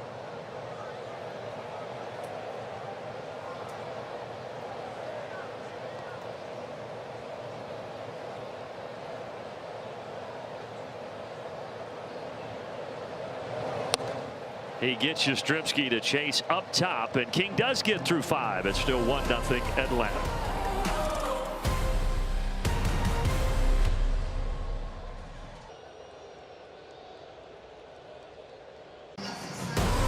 Atlanta Braves baseball is presented by Truist. 8:48 here in Atlanta. 81 degrees with the Braves on top, 1-0 as we start the 6th. There's Didier Fuentes. His numbers this year are Comcast Business Defend the Mound feature. He's done exactly that. You look at the overall numbers for him, just 1 home run allowed in his 39 2/3 innings. He's also picked up 4 wins out of the bullpen. Now we don't want him to get one tonight, because that means he'd have to give up the lead in order to get there, but it's been excellent. 4-seam fastball sitting at 97, slider and split. Going against 2, 3, 4 in the order, starting with Rengifo.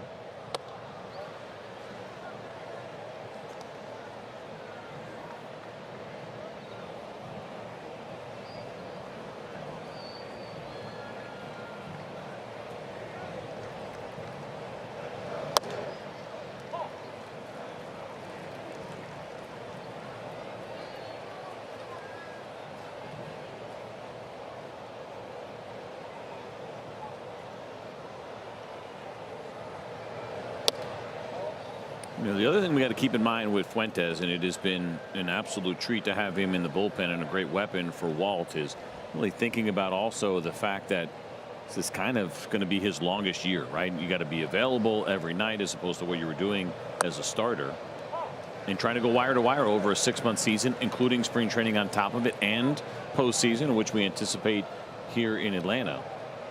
And just because he's not starting doesn't mean that it's not as taxing as it might be, because again, it's every night of trying to be ready to compete at a really high level.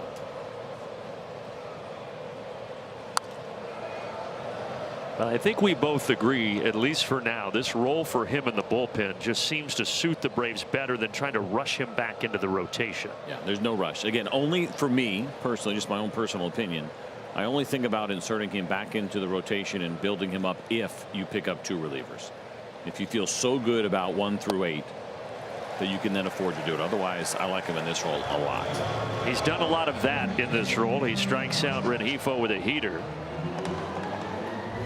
It's a nice bounce back. He fell behind 2-0, and he's got the kind of fastball where he can afford just to go right at guys and challenge them, and he does here. And Rengifo is late.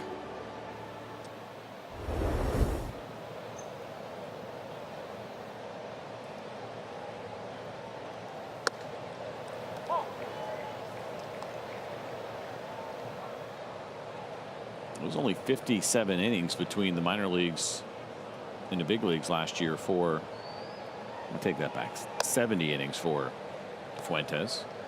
I kind of expect him to be near that number as a reliever this year.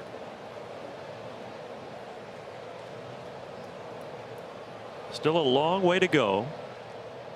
And he still has that beautiful slice of pizza on his glove.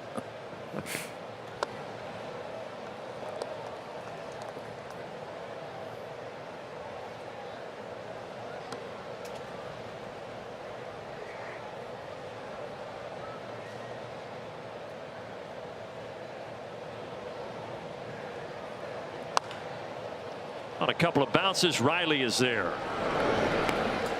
And Machado, a walk, and he's 0 for 2. The Braves will take that. Machado has really given them a lot of trouble this season. There's the Braves ranks for the bullpen entering tonight. They have been excellent, and still Robert Suarez expected to rejoin his bullpen as well, and so really feeling like it could only get better.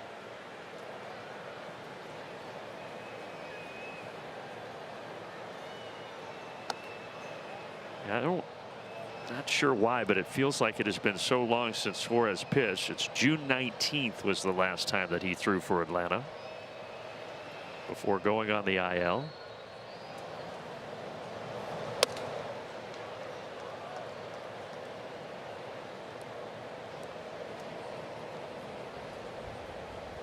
See the Dodgers up a couple of runs over the Phillies. Not sure if you saw how that game ended.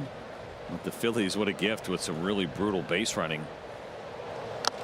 Was it Real Muto that tried to go back to second and third with 1 out? A ground ball goes to third, and Crawford got caught in a rundown, and they tagged him out. And then JT Realmuto was standing at third, decided to start running back to second. They tagged him out, and the game was over. And John Kruk, the analyst, just goes, "Oh no, JT! Oh no!" Braves fans were going, "Yes, JT, yes." And what happened really quickly too in this division was, the Marlins were making some noise, and then they've just gone on an unbelievable losing streak. Yeah, 8 in a row the Marlins have lost, and they're down right now 1-0 in the third in Houston. And San Diego will go down to Miami to take on the Marlins after they leave here tomorrow. Everybody wondering if the Boston Red Sox are ever going to lose again. What are they up to, 15 now? Kind of ruining the trade deadline a little bit. Yeah, they won game 1 of the doubleheader today. They're losing the Red Sox in game 2 of the double dip, 4-1 right now to Baltimore. But that 15-game win streak for them is it ties the record for the longest ever. You have to go back to 1946 when a guy named Ted Williams was in left field that they won that many in a row. Well, 6 in a row retired for the Braves pen so far.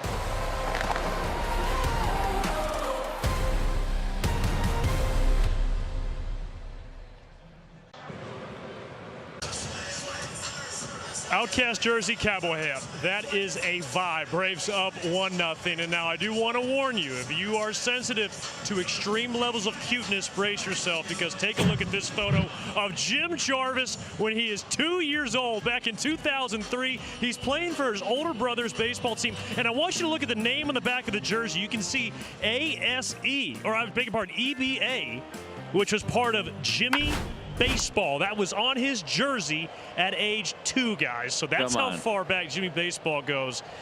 His parents gave it to him. And the story there was that his older brother was playing, and Ozzy's throwing stuff at me, but his older brother was playing, and Jim said, "Hey, I want to play." And so he got in there, and I think that batting helmet's about the same size. It's just a bigger head now. Well, had to get all that hair in there, right? You got to need some extra room. That way, you look like a Martian in that one. Kind of incredible, but that's how it works a lot, right? A lot of times it's an older sibling. Kind of start watching that older sibling. You want to be involved in playing some baseball, and it certainly has worked out for Jim Jarvis. Dubon left center. Bowen back it over. He was kind of shading that way. 1 down, and now we get to see Jimmy Baseball. That really is a fantastic picture, though, that one. Was a harbinger of things to come for Jim Jarvis. A family of athletes. His dad Chip played football at the University of San Diego.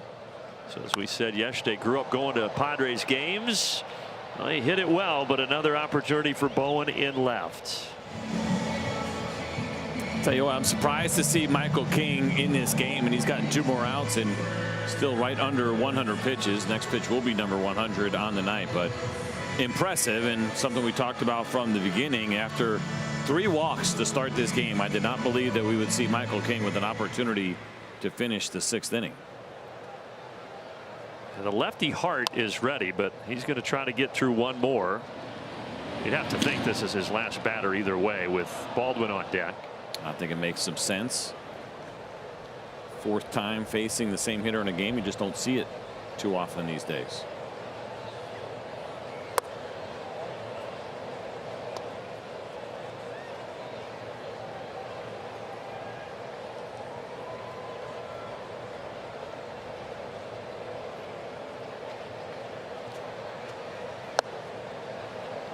Do you want a research project, or do you want me to pawn it off on our great statistician, Mitch race Smith? Is on. Just throw it out there. We'll see who gets the answer Last first. time a guy walked 3 to start a game and finished 6 innings. Is that possible? Oh, that's a little harder. That's probably a tough one. Yeah, that one would have to be full concentration to be able to get it. And we need you here. We need you present. I would disappear, get real quiet, real fast. Man, maybe it's a good thing. 103 pitches now for King.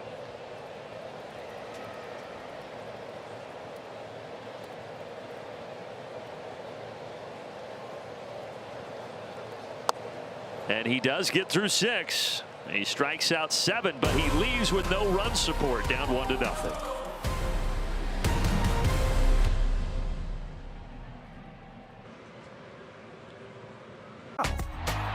Javi Lopez comes through again. All right, Brave Country. Make sure you come down to Tourist Park on August 12th. See you there. Well, if you want to see all 30 ballparks, and why would you not? The MLB Journey to 30 sweepstakes presented by T-Mobile is the ultimate bucket list way to do that. MLB.com/Journey to 30 sweeps, or you can scan that QR code to get all the details.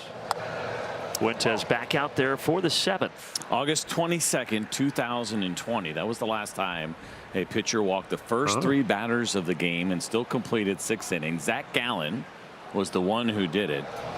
And the real fun part about that, the walks, Donovan Solano, Alex Dickerson, and Mike Yastrzemski was involved in that. So okay. Appreciate our friends over at Blitz Analytics, who have a pretty cool little kind of AI chat tool that is specific toward sports, and kind enough to give me access to that to try to get the answer. This is deep to center, and it is going to tie the game. Splash off the bat of Merrill.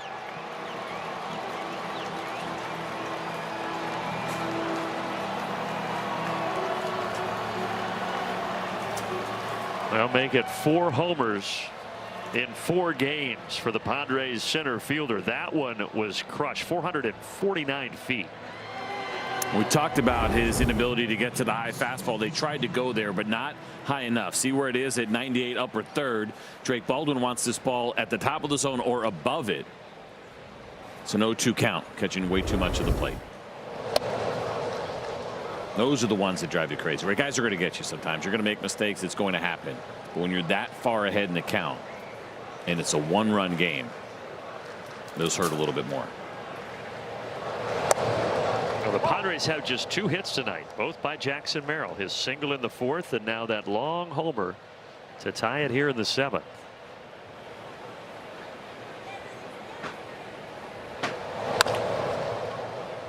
Other side of the bag for Ozzie. And a 1-hop throw to get Camposano.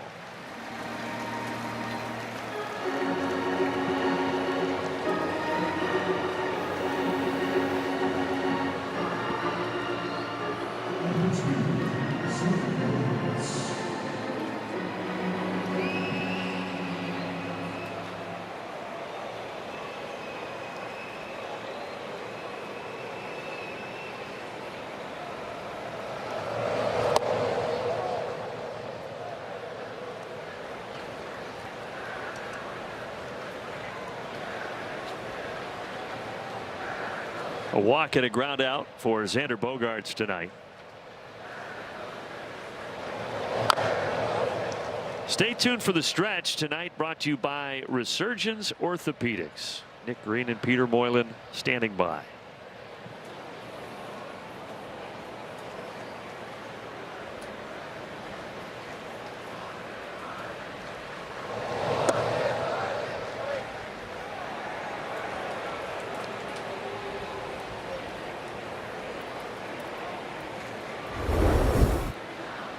Did he go?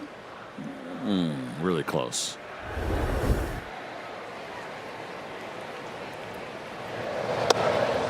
Guess what? The boys are back tonight. They're in right field, the Tarps Off crew. Yesterday I think they migrated over there. They had started in left and ended up in right. There was a night where they started in right and got booted because there was some inappropriate behavior. And have fun, but keep it clean. That dropping in front of Harris for Bogaerts. Yeah, we're all for the Tarps Off until you get a little dicey with the profanities and start throwing things. We can't have that. No. Well, not hit hard at all off the end of the bat. This one just dying in front of Michael.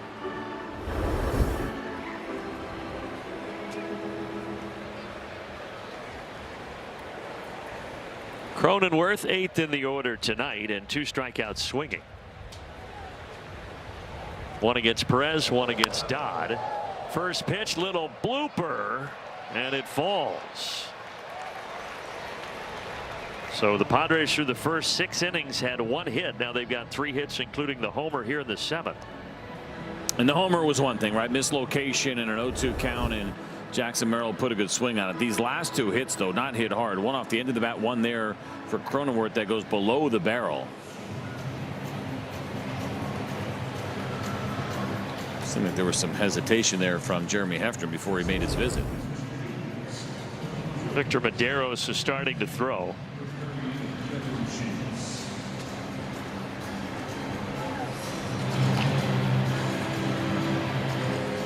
Let's get a message here from Alpha Insurance. No matter what life throws your way, we'll be there knocking it out of the park. Getting you back home safe and sound. That's life with Alpha Insurance.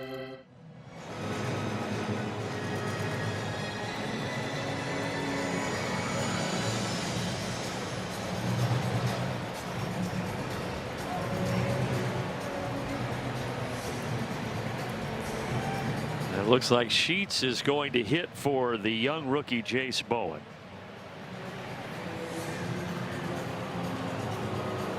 I think that probably makes some sense, right? You get the left-hander in here. You just saw what Jackson Merrill was able to do and get a hold of a fastball. Sheets 0 for 4 in this series with a couple of walks.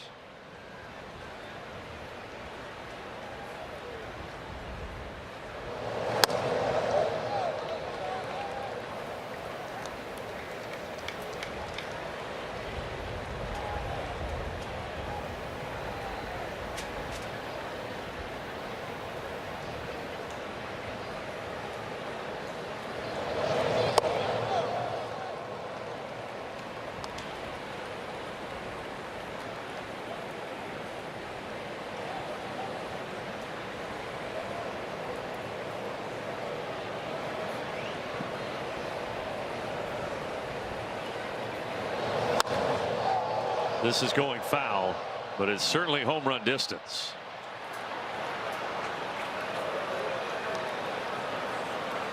Gets geared up for a heater in a 2-0 count. He saw a fastball, he saw the split, and then that one, luckily, as you mentioned, it was inner third, and he was just a little bit quick against 94.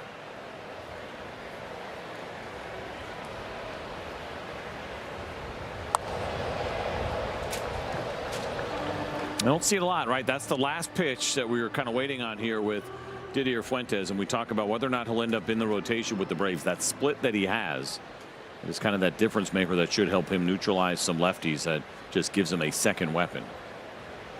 He's thrown a couple of them here to Sheets. He's got him 2-2. And Sheets puts the fastball in play to left.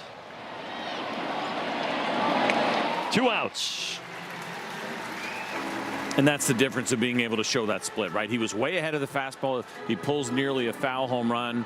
Now he has seen the split. He took a pass at it, the fastball, and this was a little bit harder. The first one 94, this one 97, but it gets on him quicker because of your ability to change speeds and using that split.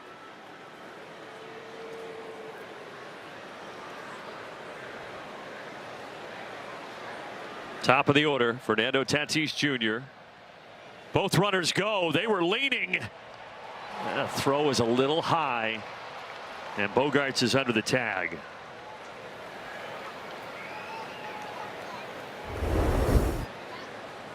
Yeah, big jumps there. I think Didier Fuentes probably not thinking about base stealers in that spot. It would have taken a perfect throw right on the bag to even have a shot, and I'm not even sure that would have made a difference. Luckily, Austin Riley did not come down on the hand. That was close. I was just going to say the same thing, and Austin was careful not to do so. And now the Braves are just going to put Tatis on. I watched the left foot here and the right hand, and actually, fortunately, the hand of Bogaerts finished on top of Austin Riley's foot. The other way around, he might have been out of this game. They don't wear plastics in the big leagues. Those are metal spikes. Those are real. And that's a big boy. Top of those spikes as well. Luis Rengifo at the plate with the bases loaded here in the 7th. And the first pitch, he pops up. And Fuentes gets out of it with just the 1 run coming across. All tied as we head to the stretch. Welcome to the stretch presented by Resurgence Orthopedics. From the field to everyday life, movement matters. Resurgence Orthopedics is here to help you stay strong, stay active, and stay in motion. Welcome to the stretch presented by Resurgence Orthopedics. Nick Green and Peter Moylan here with you. Peter, there's a lot of things going around the Battery today. We had a little block party earlier, Jermaine Dupri night. Tonight, a bobblehead night as well. Just plenty of fun things happening. There was a So-So Def food truck out here as well. That was really cool to see, and they also got Martin Perez back off the IL as well. They sure did, and I tell you what wasn't cool. If you haven't seen Wiley Ballard yet, go and check that out. Jermaine Dupri, absolute Atlanta legend, comes in and represents exactly how you knew he would, and was great in the booth too, by the way. Outstanding in his inning up in the booth. Way to go up there as well. Put some cleats on. You got to put some cleats on. Way to go, Martin Perez as well. We didn't know what to expect from Martin. He was a little rough in the 2 starts before this one, but he came back. First actual pitch to Fernando Tatis, the whole sequence to him was absolutely fantastic. Obviously, there was some walks in there tonight, a little bit of rust blown off, but to go 4 shutout was absolutely fantastic. Yeah, nice job by him. The Braves bullpen has to do their job. It's a 1-1 game as we head to the bottom of the 7th inning. Here's a quick word from our friends at Resurgence Orthopedics. The pain that I had in my knees was now taking away my ability to be mobile and to exercise the way I wanted. When I first spoke with my doctor, we clicked very well together. I'm exercising today, thinking about mobility 10 years from now. Brandon Gaunt, CJ Nitkowski, Wiley Ballard with you. We have a 1-1 ball game, bottom of the 7th, and the top of Atlanta's order is coming up here. And Michael King is finally out of this game after 6 innings. It's on to the bullpen now for the San Diego Padres, and a familiar face in Morejon. Big left-handed arm that you get here. You can see the overall ERA is respectable. He's dominated left-handed hitters so far this year, but it is a fastball that can get up to triple digits for Morejon. 3 home runs allowed in 53 innings. 27-year-old native of Cuba, facing Drake Baldwin, who has a walk, a single, and a flyout tonight. And it's a heavy fastball, right? When you sit there and look at certain numbers, okay, velocity jumps out, but a lot of times your harder throwers are going to be fly ball pitchers, strikeout, flyout. It's different for Morejon. He's strikeout and he's ground ball, which means it is heavy. Kind of hurts the hands a little bit. Talk about kind of that bowling ball fastball. He's got one. Triple digits right there.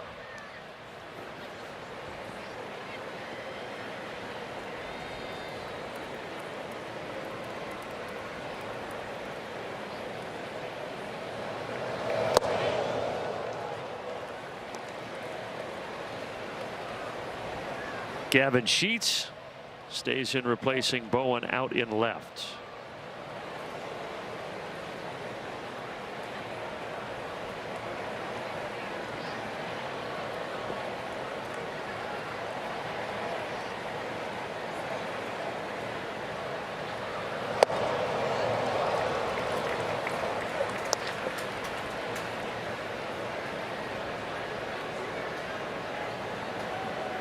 Morejon went through a slew of injuries, and then he was healthy the last 2 years, and one of the top relievers in baseball. Was an all-star last season.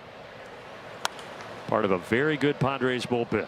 I saw some rumblings today that Peralta, another one of the really good lefties they have, but there have been some discussions about him potentially being traded. Morejon's a free agent at the end of the year. It also makes some sense if they are going to move some of their bullpen pieces. Perhaps the guys that are going to hit the free agent market would also draw some interest. Baldwin the other way. See him do that so much. And the go-ahead run is aboard. That's how you do it right there against high velocity. We've talked so much about Mauricio Dubon, right, as a righty who's done that to right field. Here is Drake Baldwin. You let that ball travel. It is outer third. You don't try to do too much, and just a beautiful piece of hitting from Drake Baldwin. What we saw day one with him, right, and that's the ability to hit the baseball the other way.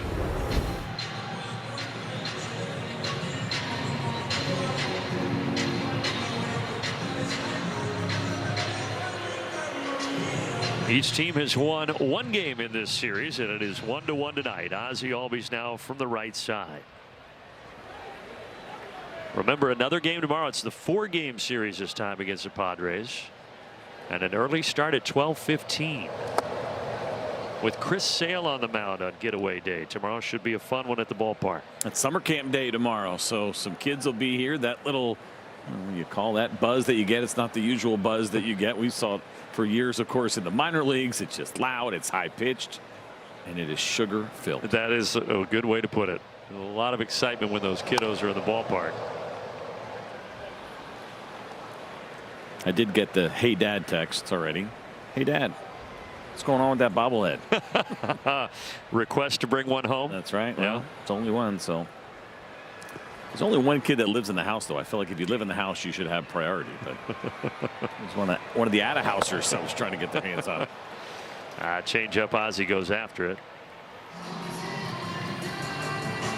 Speaking of that pitching matchup tomorrow, Canning on the other side. It's our Carcio defensive play of the game. So on paper, this looks really good for the Atlanta Braves. Griffin Canning has had some issues with that ERA up over 6.5, and of course Chris Sale has been dominant. He's been good at day games. He's been good in this ballpark. It all seems to line up. Be nice if you could win this one again and have a real shot to win a series tomorrow. Olsen with a hit out to center field. Baldwin will pump the brakes at second. Matt was ready for that. I don't think Adrian Morejon has seen this very often this year, where he goes 100 on the fastball to a lefty and it gets turned around at 108 right back up the box here for Matt Olsen.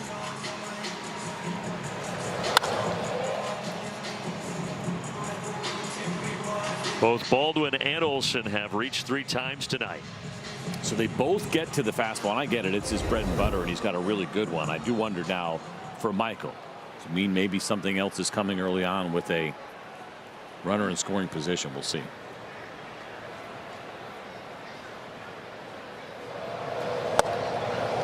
Gave him 100.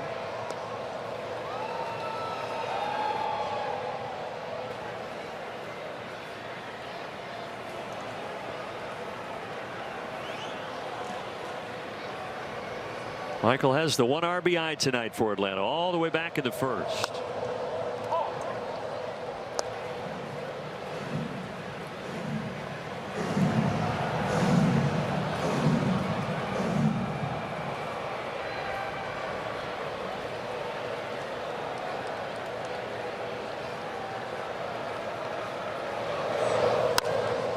Slowly to second. They'll get Olsen, and that's it. 2 down at the corners. Riley to the plate.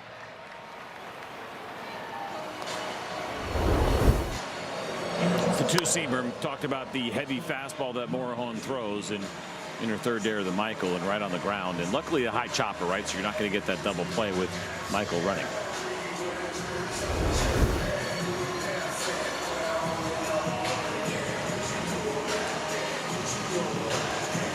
Nobody in the pen but Ruben Niebla, 5th-year Padres pitching coach, out.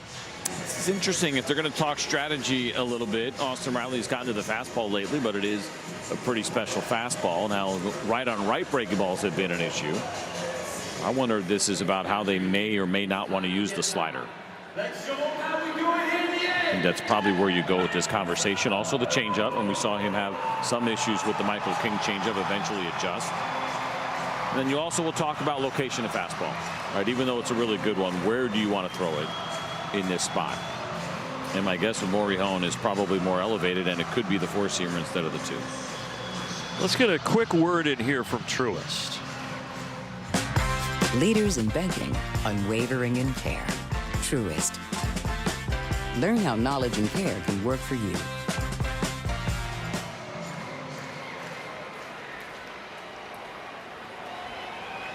All right, go ahead run, 90 feet away.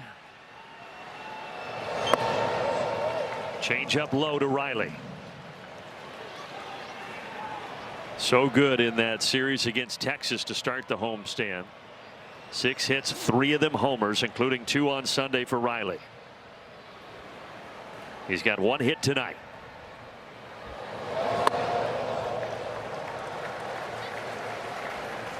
So now you get into that one pitch in one spot here. I think you can gear up for a heater, look for it in one location. If you see it, you let it fly, and if it ends up being something else where he spins it and the changeup, so be it, you're out in front of it. I think this is the kind of fastball you do have to cheat to a little bit.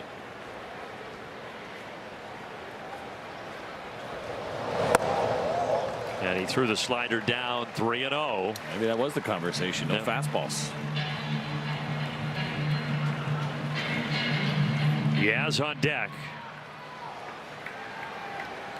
Riley 0 for 3 when facing Morihone in their careers with 2 strikeouts.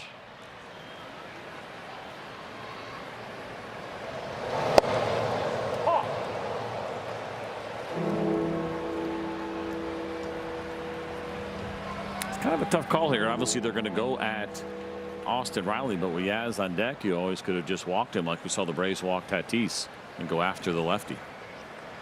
3-1 pitch. And now 3-2. He got him to go after that changeup.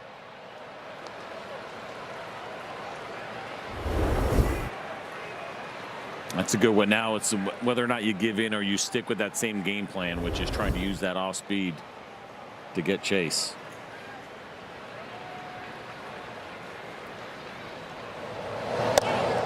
Called strike. O'Reilly's going to challenge, but that was a The strike. batter is challenging the strike call. We'll get a T-Mobile review here. The call is confirmed. Atlanta has 1 remaining. Well, you don't. Braves Vision, powered by Southern Company. On to the 8th inning. And on to Dylan Lee here in a 1-1 ball game. All right. Machado, France, and Merrill. So a tough stretch here, but if anybody can do it, it's Dylan Lee. It's nice having a split neutral lefty in what you get with Dylan Lee, meaning he's good against both the lefties and the righties. Just a 1 home run allowed for Dylan Lee in 44 2/3. And he jumps out ahead of Manny Machado.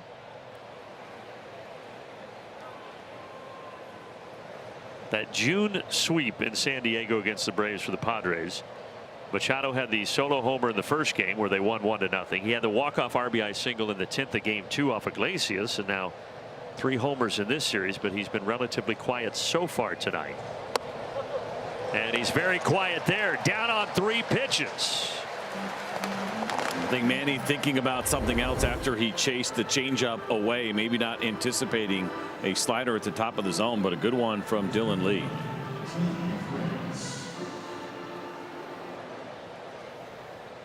He knew it. And now the cleanup man, Ty France. I like that changeup there. First pitch. We talk about how France has been locked in, swinging a pretty good bat here lately. See what he's done against the Braves. So aggressive hitters, the idea of an off-speed pitch on the corner, always a good idea.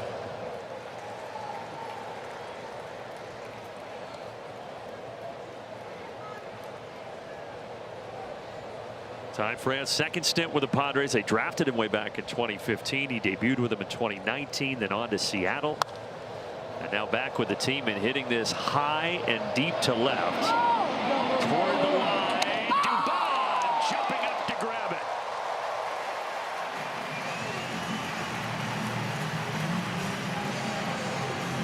So it develops slowly, but that doesn't mean that it's a really easy play for Mauricio Dubon. He's got to battle with the wall. He's got to battle with the wind a little bit as well. And he timed it perfectly. And a good job by the fans to make sure they stay out of the way. Yeah, we don't need any Bartman incidents down there. 2 down. Here is Merrill, who had the homer last inning.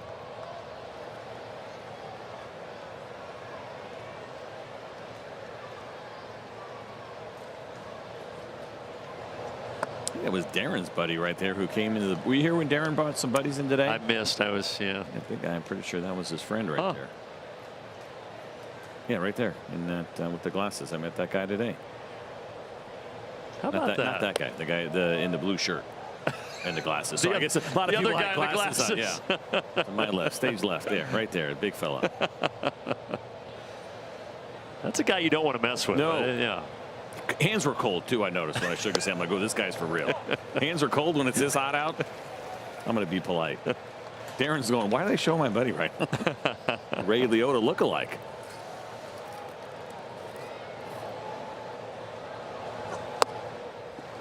So 3-2 here to Jackson Merrill.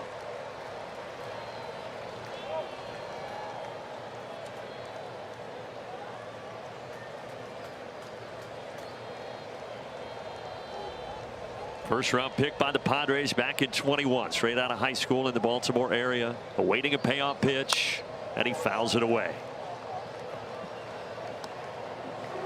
That 449-foot homer he had last inning was the longest of Jackson Merrill's 3-year big league career.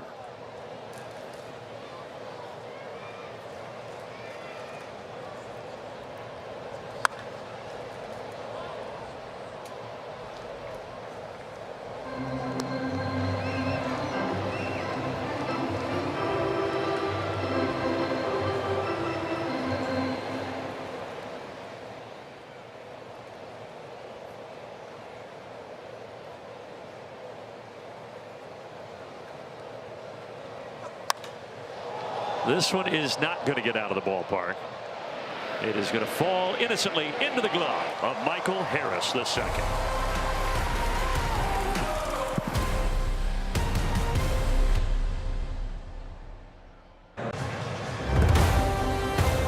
Atlanta Braves baseball is brought to you by Rooms to Go. Hurry in to get big savings and endless sofa possibilities. By your local Ford dealer. And by Alpha Insurance, your winning lineup for auto, home, life, and health. Great night for baseball in the great city of Atlanta. The only thing that would make it better, a Braves victory on to the bottom of the 8th. And Eli White is going to hit here for Yastrzemski. And on the mound is Wandy Peralta. Yeah, it certainly does make some sense, right? You get the left-hander, so Yaz out of the game now. And for Eli White so far this year, 3 for 10 in pinch hit opportunities overall. Kind of amazing. He is a .375 career pinch hitter. Couple of bounces to short. He runs so well, but not well enough.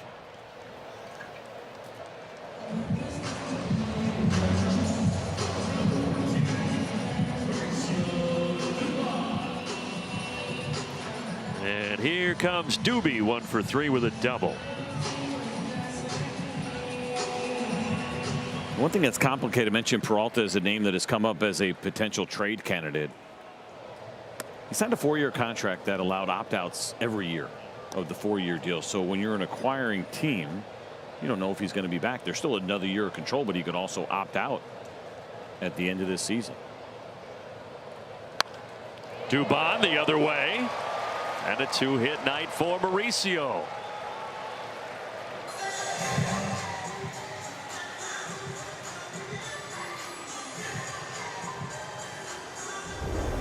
.96-mile-an-hour 2-seam fastball that's elevated, and Dubon does a really good job here getting on top of that baseball.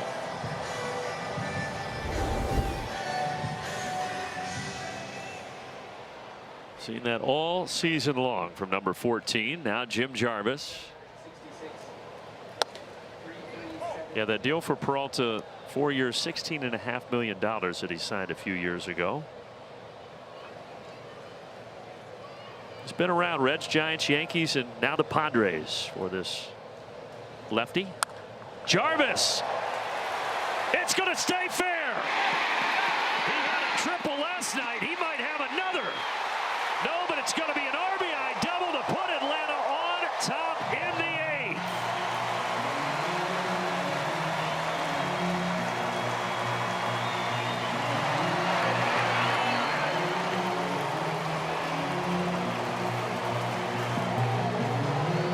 Tell you what, this is getting pretty special right now for Jim Jarvis. We saw Walt Weiss go to Eli White because he wasn't comfortable with Yaz facing Peralta left on left, but he leaves Jim Jarvis in there, and a slider that stays kind of inner third. Not a lot of break to it, and Jim Jarvis all over it. That's a good arm you have out there in right field in Tatis, but it's in the corner, and there is no chance at all. With Dubon scoring easily, Jim Jarvis doing it again. Man, that's fun to watch. And 2-1 Atlanta, 4th double already in his short big league career. Tonight his 15th major league start. And you know who's ready? Iggy. So when we were in Pittsburgh and he hit that home run, he had told, I guess it was Birdie before the game, that it was kind of one small adjustment that he made prior to BP, and it didn't seem like it was that big of a deal, but whether it is or not, he believes in it. And he is getting results offensively. And results in big spots, too. I like to refer to that road trip as the time that you and Wiley abandoned me. And Gretchen, too, right? Gretchen, she wasn't there either. Yeah. But you guys still had a special trip, and you won a few games. Yeah. That's probably up, but you only have one challenge left. Yeah, this is almost a no challenge situation the rest of the way. Now that you have the lead in the 8th inning, save it for your closer in the 9th. How about Hicklin? The feel-good story continues. Back-to-back RBI doubles from the bottom of the Braves order.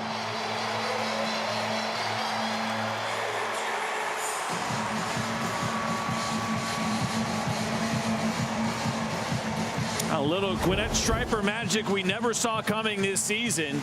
Just a changeup that sits middle. First Jarvis, and now Brewer Hicklin, who continues to be a really nice story here for the Braves. And not just getting some hits, but some big hits here. This one clutch. And how exciting for that man. So that's a young man, but 30-year-old rookie. 4th different big league team and still a rookie, but awesome to see these results. He waited so long to have the opportunity to put on that Braves uniform. And not only has he done it, but now he is accomplishing big things. That was a huge RBI double to follow up Jarvis and make it 3-1.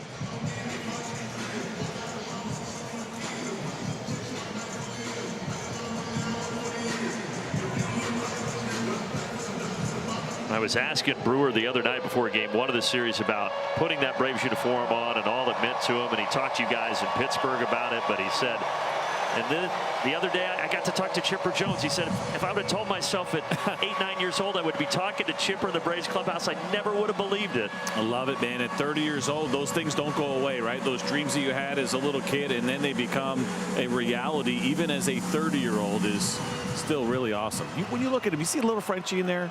A little bit. Yeah, it's a little bit of Jeff Francoeur. Yeah. In the body, in the face, with the helmet on. Not as tan as Frenchie is. That is true. Different skin, yeah.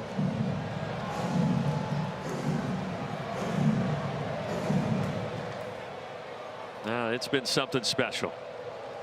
0-1 here now to Baldwin.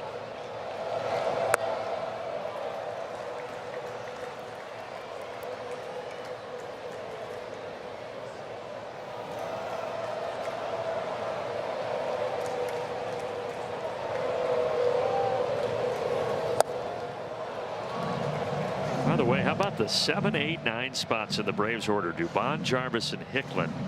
6 hits, 3 extra base hits, and 2 RBI. It's a big story at the beginning of this season, right, for the Atlanta Braves, and what was happening at the bottom of the order got a little cold, and now a night like tonight gets you excited about what could be, and having a deep lineup in one that still doesn't have Ronald Acuna Jr. Seems like he's getting closer as well, so this lineup could even get deeper. Yeah, we don't have inside info, but would think that likely to see him in Baltimore.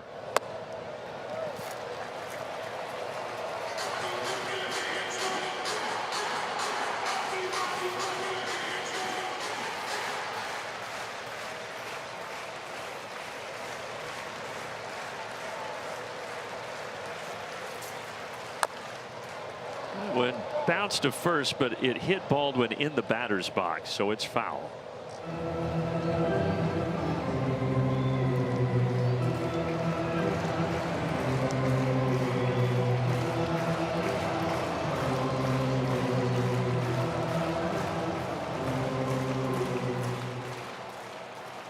Wandy Peralta, not an easy guy to get a couple of runs off, but the Braves have done it. Maybe a little more. There's a free pass, and the inning continues.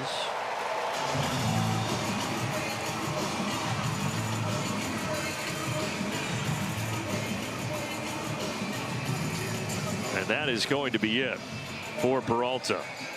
We'll tell you about the change when we get back to Truist Park.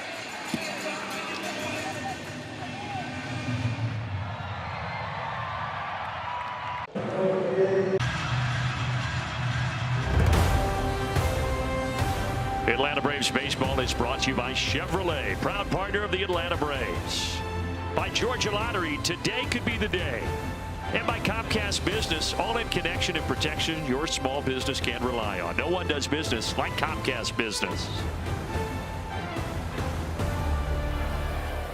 Great emotion and production from 7, 8, 9 in the order. Now there's 2 on 1 out for Ozzie Albies, so the new pitcher is Bradley Rodriguez, or excuse me, Vasquez, not Rodriguez. You made me panic for a second. I had the wrong guy up. So Vasquez has been a starter, only 2 relief appearances so far for him this year, and they have been longer ones where he's been in there for a few innings. So more of a long guy / starter that they're just trying to use to get through the rest of this inning. But he's got some work to do, and you saw the overall numbers not great. 4-seam fastball. Sits at 95. He's got a cutter, curveball, changeup, sweeper, slider, all of it. Last pitch Sunday with the 3 scoreless innings against the Royals. Ozzie turns on it, but it is going well foul.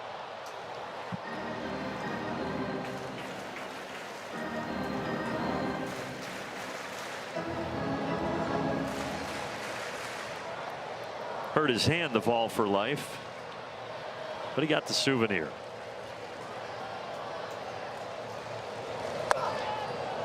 Around the back foot, Ozzie did not swing. 2-2.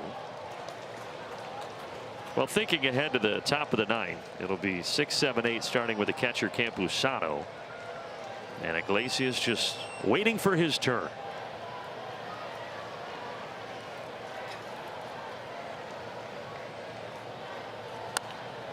Ozzie down the line.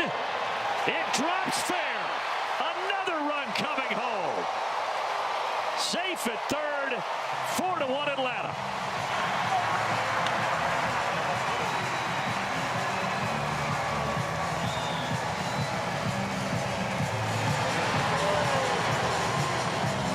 It's impressive for a couple of different reasons for Ozzie. You're going to see a curveball here, and check out the location. To be able to keep that baseball fair without hooking it, and it was fair by a pretty wide margin, is not an easy thing to do when you are a left-handed hitter and a righty is throwing you that breaking ball, and then some good base running as well. Well, now a chance to bust this thing open. Remember, before this inning, there's a challenge. The catcher is challenging the ball call. That did look like a strike, but the Braves' only run was in the first before this 3-run 8. The pitch was a strike. San Diego has 2 challenges.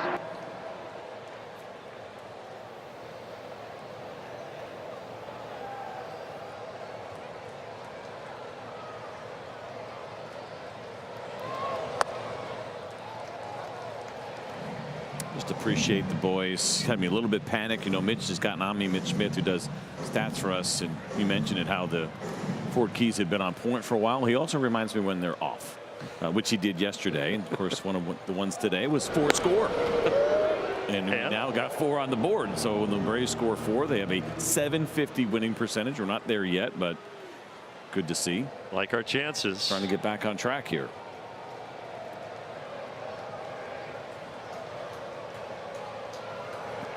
Well, if Matt hits a homer, we can complete it with 4 scoring 7 years ago. Not going to hit a homer, though. Long run for both guys. Oh, that dropped fair. Baldwin had to wait, but he's still safe. I don't know how it fell, but it's 5-1. I don't think Gavin Sheets thought he had a shot at it, and he gave Manny Machado a chance to do it. Either way, it'll go down as an RBI single for Matt Olson. And Machado's a great defender and has been throughout his career. This is a pretty tough play. As you see this cutter up in the zone, I felt like Sheets should have been there, but I don't know if Manny called him off, but he kind of yielded to him. You'd much rather the outfielder try to catch this. It's easier to run in than when you are running backwards. It's probably more on Sheets for not taking control out there in left field. Well, right now things are going Atlanta's way.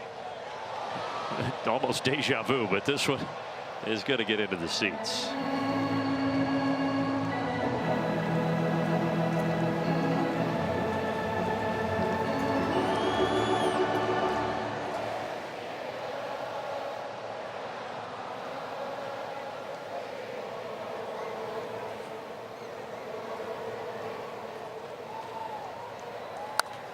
Guess that only works when Matt Olson's at the plate. I mean, I'm laying out for it. I'm waiting for the big moment. You know, Matthew's got a plan. He's got a special power. You got to be very careful when you use it. I do like the idea that, you know, maybe hey, we'll pass it around a little bit. He felt the moment.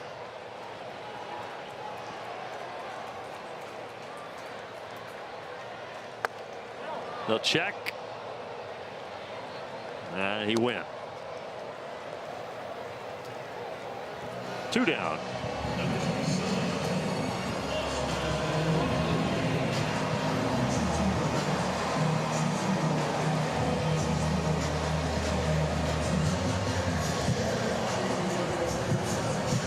So Riley, the 9th man to come to the plate here in the 8th for the Braves.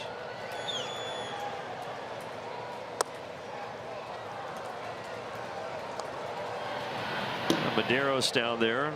Think any more runs, maybe you see him. So there was a number in there, right, that he had gotten up, and so it is no longer a save situation. But I think what we have seen with Walt, he's not going to be beholden necessarily to just save situations. But yeah, it does feel like maybe one more they would change their mind on. Remember, the bullpen had been heavily used. It was nice to get a couple of days off, but this is a 17-game stretch without an off day. So if one presents itself for one of your big arms, you give it to him. Toward the middle and through. Another one will come home. The hit parade continues, and the Braves have batted around in the 8th.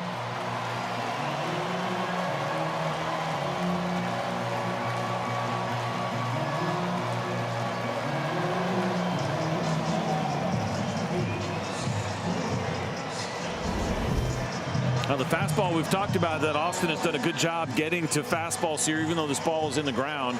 97 off the bat and plenty of room there up the middle. That does appear to be the magic number as Raisel Iglesias is sat down and always bringing the rain. All right, let's pick it up now. Yeah, we don't like this.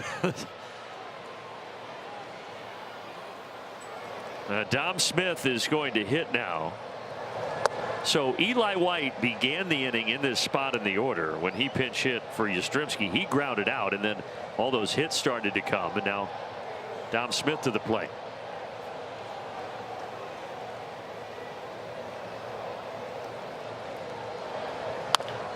High bouncer. Everything is bouncing right for Atlanta.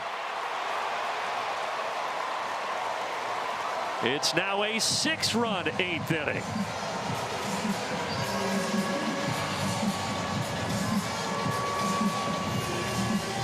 Well, there's your 4-score and 7 for the Atlanta Braves, now up by 6 here. And for Dom Smith, he gets a cutter and gets a very friendly bounce. But Ty France has absolutely no chance of getting to, and Matt Olson can just stroll home.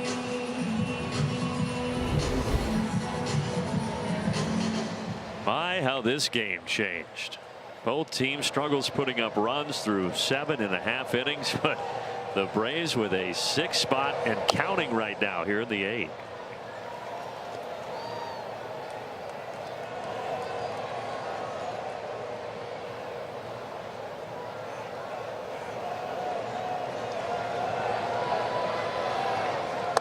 And Iglesias, as we kind of expected, has now sat down. It's all about Medeiros.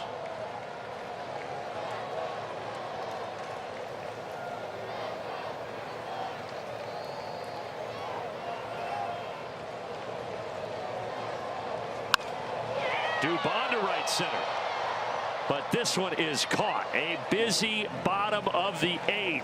All the emotion on the faces of these Atlanta Braves. Loving the 6-run 8th to put them on top 7-1.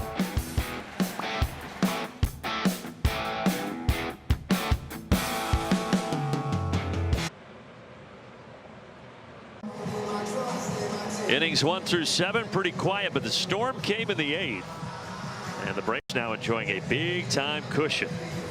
Good to see. Kind of incredible, right? 7 hits through the first 7 innings and then 7 alone in that 8th inning.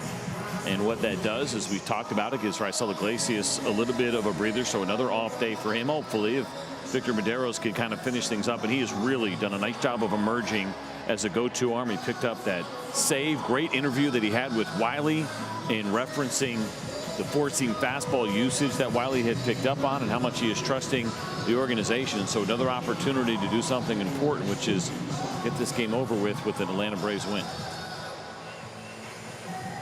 San Diego is going to bring in Sung Moon Song here to pinch hit to start the night.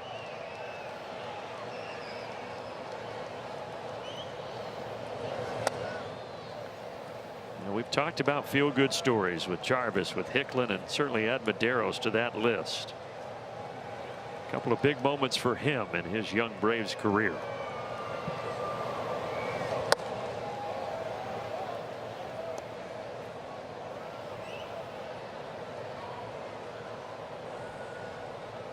I think the other part of that with these stories, as we get to know the guys a little bit in the interviews that happen, is that they're all seem like really good guys. Yes. Very likable.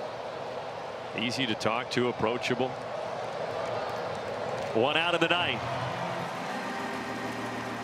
Kind of use that phrase a lot, right? Easy to root for. That man right there, and Brewer Hicklin, easy. Victor Medeiros, Jim Jarvis, all the guys, obviously the staples that have been here. And even Dom Smith when he first got here, right? We didn't know him. We get to know him. He's doing some big things. You're like, oh my gosh, this guy's super likable and really kind of selfless. And it's nice to have production and good people. Not always easy to do, but the Braves seem to really focus on it. Clubhouse culture is legit, and it is there for the Braves.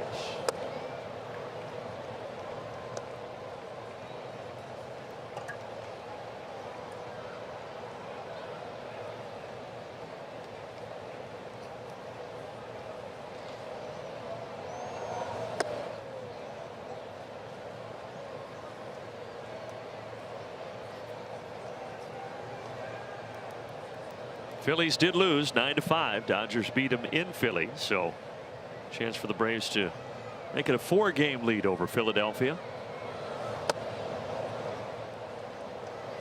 A challenge, I think. The catcher is challenging the ball call. He's going to lose this one, but 7-1 game in the 9th. The call is confirmed. Atlanta has no challenges remaining.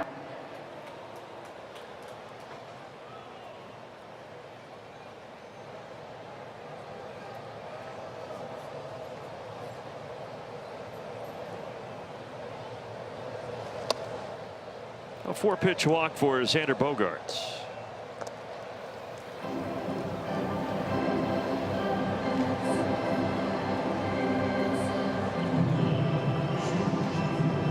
Here's what I want to know.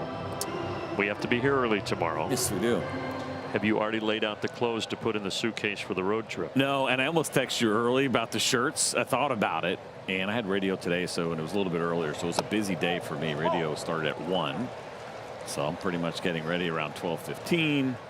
Got the radio show, got to get going. I was literally shaping bagels during my radio show while I'm sitting down hosting a radio show on XM with AJ Ramos. He's like, what are you doing? Line drive to right. Hicklin will track it down on the track, slip for a second. Fires a bullet, but it's still a double for Cronenworth. The only thing I did was get the shirts out once you sent the wardrobe. So I have those hanging. So that part's done. I got to get the rest of it. It's going to be a quick sleep tonight. How about you? You packed? Well, I laid everything out. I'll put it in the suitcase tonight. But the interesting thing about sending out the wardrobe, sometimes I'm just doing other things and you forget. What made me remember to send you guys that today was I was snacking on peanut butter on top of a silver dollar pancake, and the peanut butter slipped onto my shirt that I was wearing. I was like, oh yeah, I have to send those guys what shirts we're wearing. Bouncer Jarvis can't get there. They're not going to try to send that second runner, but 7-2. You think one more hit and you get Iglesias up? Yeah, well, looks like maybe he. No, not yet. Phil looks like the phone has rung, though. Yeah, listen, elevated pitch here on the two-seam fastball. Lucky location on the ground ball, but yeah, very likely. And I think if you do get him up at this point, listen, you'd love for Medeiros to get out of this pretty quickly. A ground ball would get it done, but just in case, absolutely, and Iggy will get back up. Peanut butter on a pancake, huh? Oh, yeah. That's regular for you? Yep. Interesting. The silver dollar pancakes, you put them in the toaster and they toast up beautifully. Little peanut butter. Sometimes I'll drizzle honey on there with a little banana. Because that's what I was going to say. If it's just peanut butter and pancake with no butter, no syrup, feels dry. No. Hey, speaking of the upcoming road trip, at Baltimore starting tomorrow, or not tomorrow, but Friday, and then Monday to Wednesday in New York against the Mets. I usually, if it's just peanut butter, I'll do it with the milk. Oh, okay. So I have to have a liquid ready. Does kind of sound like a 3-year-old's breakfast. Well, that'll move the runner to second. They're not going to chance the runner from third. Pancake, peanut butter, milk. This is what happens. Come in a juice box too. And a bite-sized Snickers. This is what happens, CJ, when you live by yourself. Desperate times. Minor leagues on the road, a lot of times in an apartment by myself. I used to, when I was in, gosh, I think it was New Orleans actually, when I played with Randy Knorr. It was pretty much every road trip I just went and got a gallon of milk and a box of Frosted Flakes. Pretty much the only thing you could find in my apartment. A lot of peanut butter and jelly, I'm sure, in those minor league clubhouses. Still love it, though. Still love it.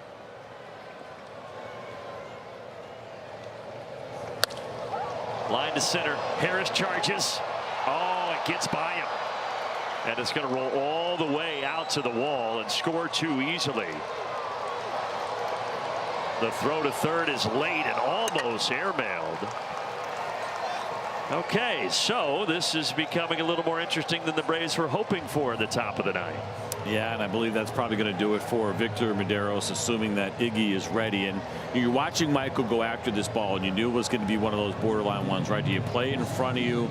You have the big lead. You go for it. He makes the catch. It's amazing. Unfortunately, he could not. And it turns into a 2 RBI triple instead.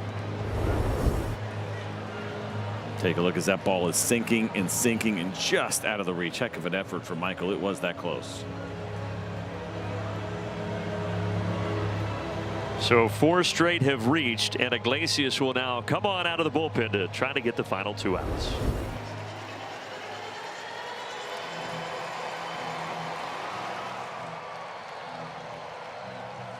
All right, Iglesias in. 7-4. 1 down here in the ninth now with a runner at third. Doesn't happen too often for Iggy where he comes in with a runner on base, just 2 inherited runners on the season. And neither one of those have scored. And this kind of situation up by 3. He's not worried at all about Fernando Tatis Jr. It is simply about kind of slowing down this mini rally and getting Rengifo out. Infield is back, and so they would concede the run on a ground ball. Drilled toward the chop house. Oh my. 7-6.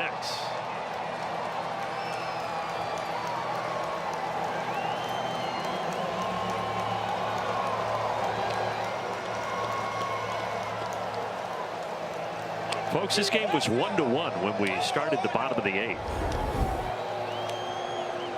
Take a look here. The fastball from Raisel Iglesias at 94. We don't see Iggy miss middle very often, but he did there. And a surprising home run from Rengifo.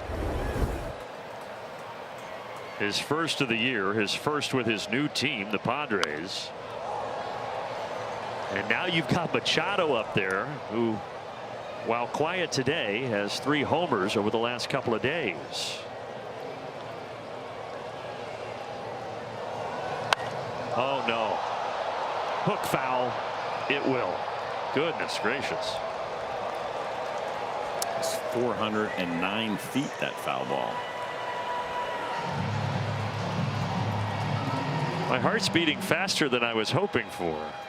Make sure right now for Iggy he expands here, as you're going to see that ball pretty far foul. He does expand. And the rare slider, right? And that's when he uses it. Times when he's looking for a little bit of chase right on right where he knows he's going to be outside of the strike zone.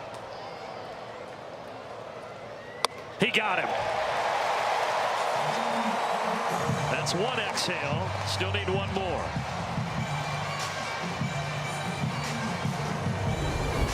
Well, the big one certainly, and a nice pitch here, up and away, perfect location with the four-seam fastball for Iggy.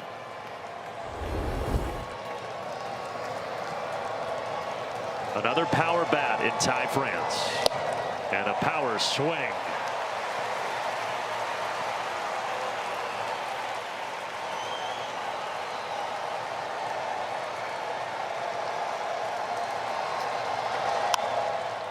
In the air. Olsen back. Out of room.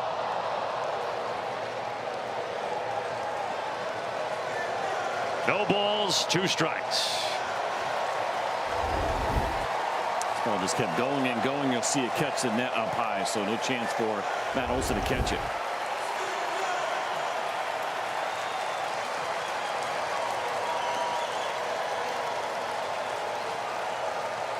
What looked like it might be a leisurely top of the 9th has become tense.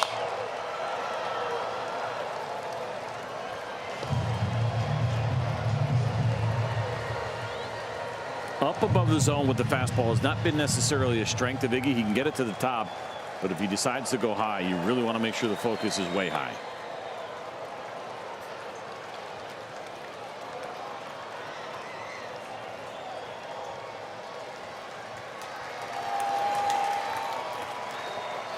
One, two. Never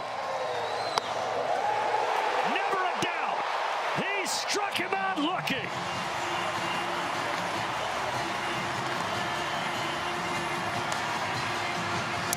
Well, what a finish. Not exactly what we were expecting. It was feeling like a lapper going into the 9th inning. A little too close for comfort, but we'll call it another one-run win for the Atlanta Braves here, and a nice job all the way around. It's good to have Martin Perez back through those 4 innings. He battled, but the young guys and the new guys, not so young, getting it done in Brewer Hicklin and Jim Jarvis and many others. So a very nice win, and maybe most importantly, a chance to go for a series win against the Padres. They've been an absolute thorn in the side of the Braves over the last couple of seasons. Turns out the Braves needed all 6 that they scored in the bottom of the 8th, but Iglesias puts the finishing touches on Ty France, and he does it with a serving of some frozen pizza.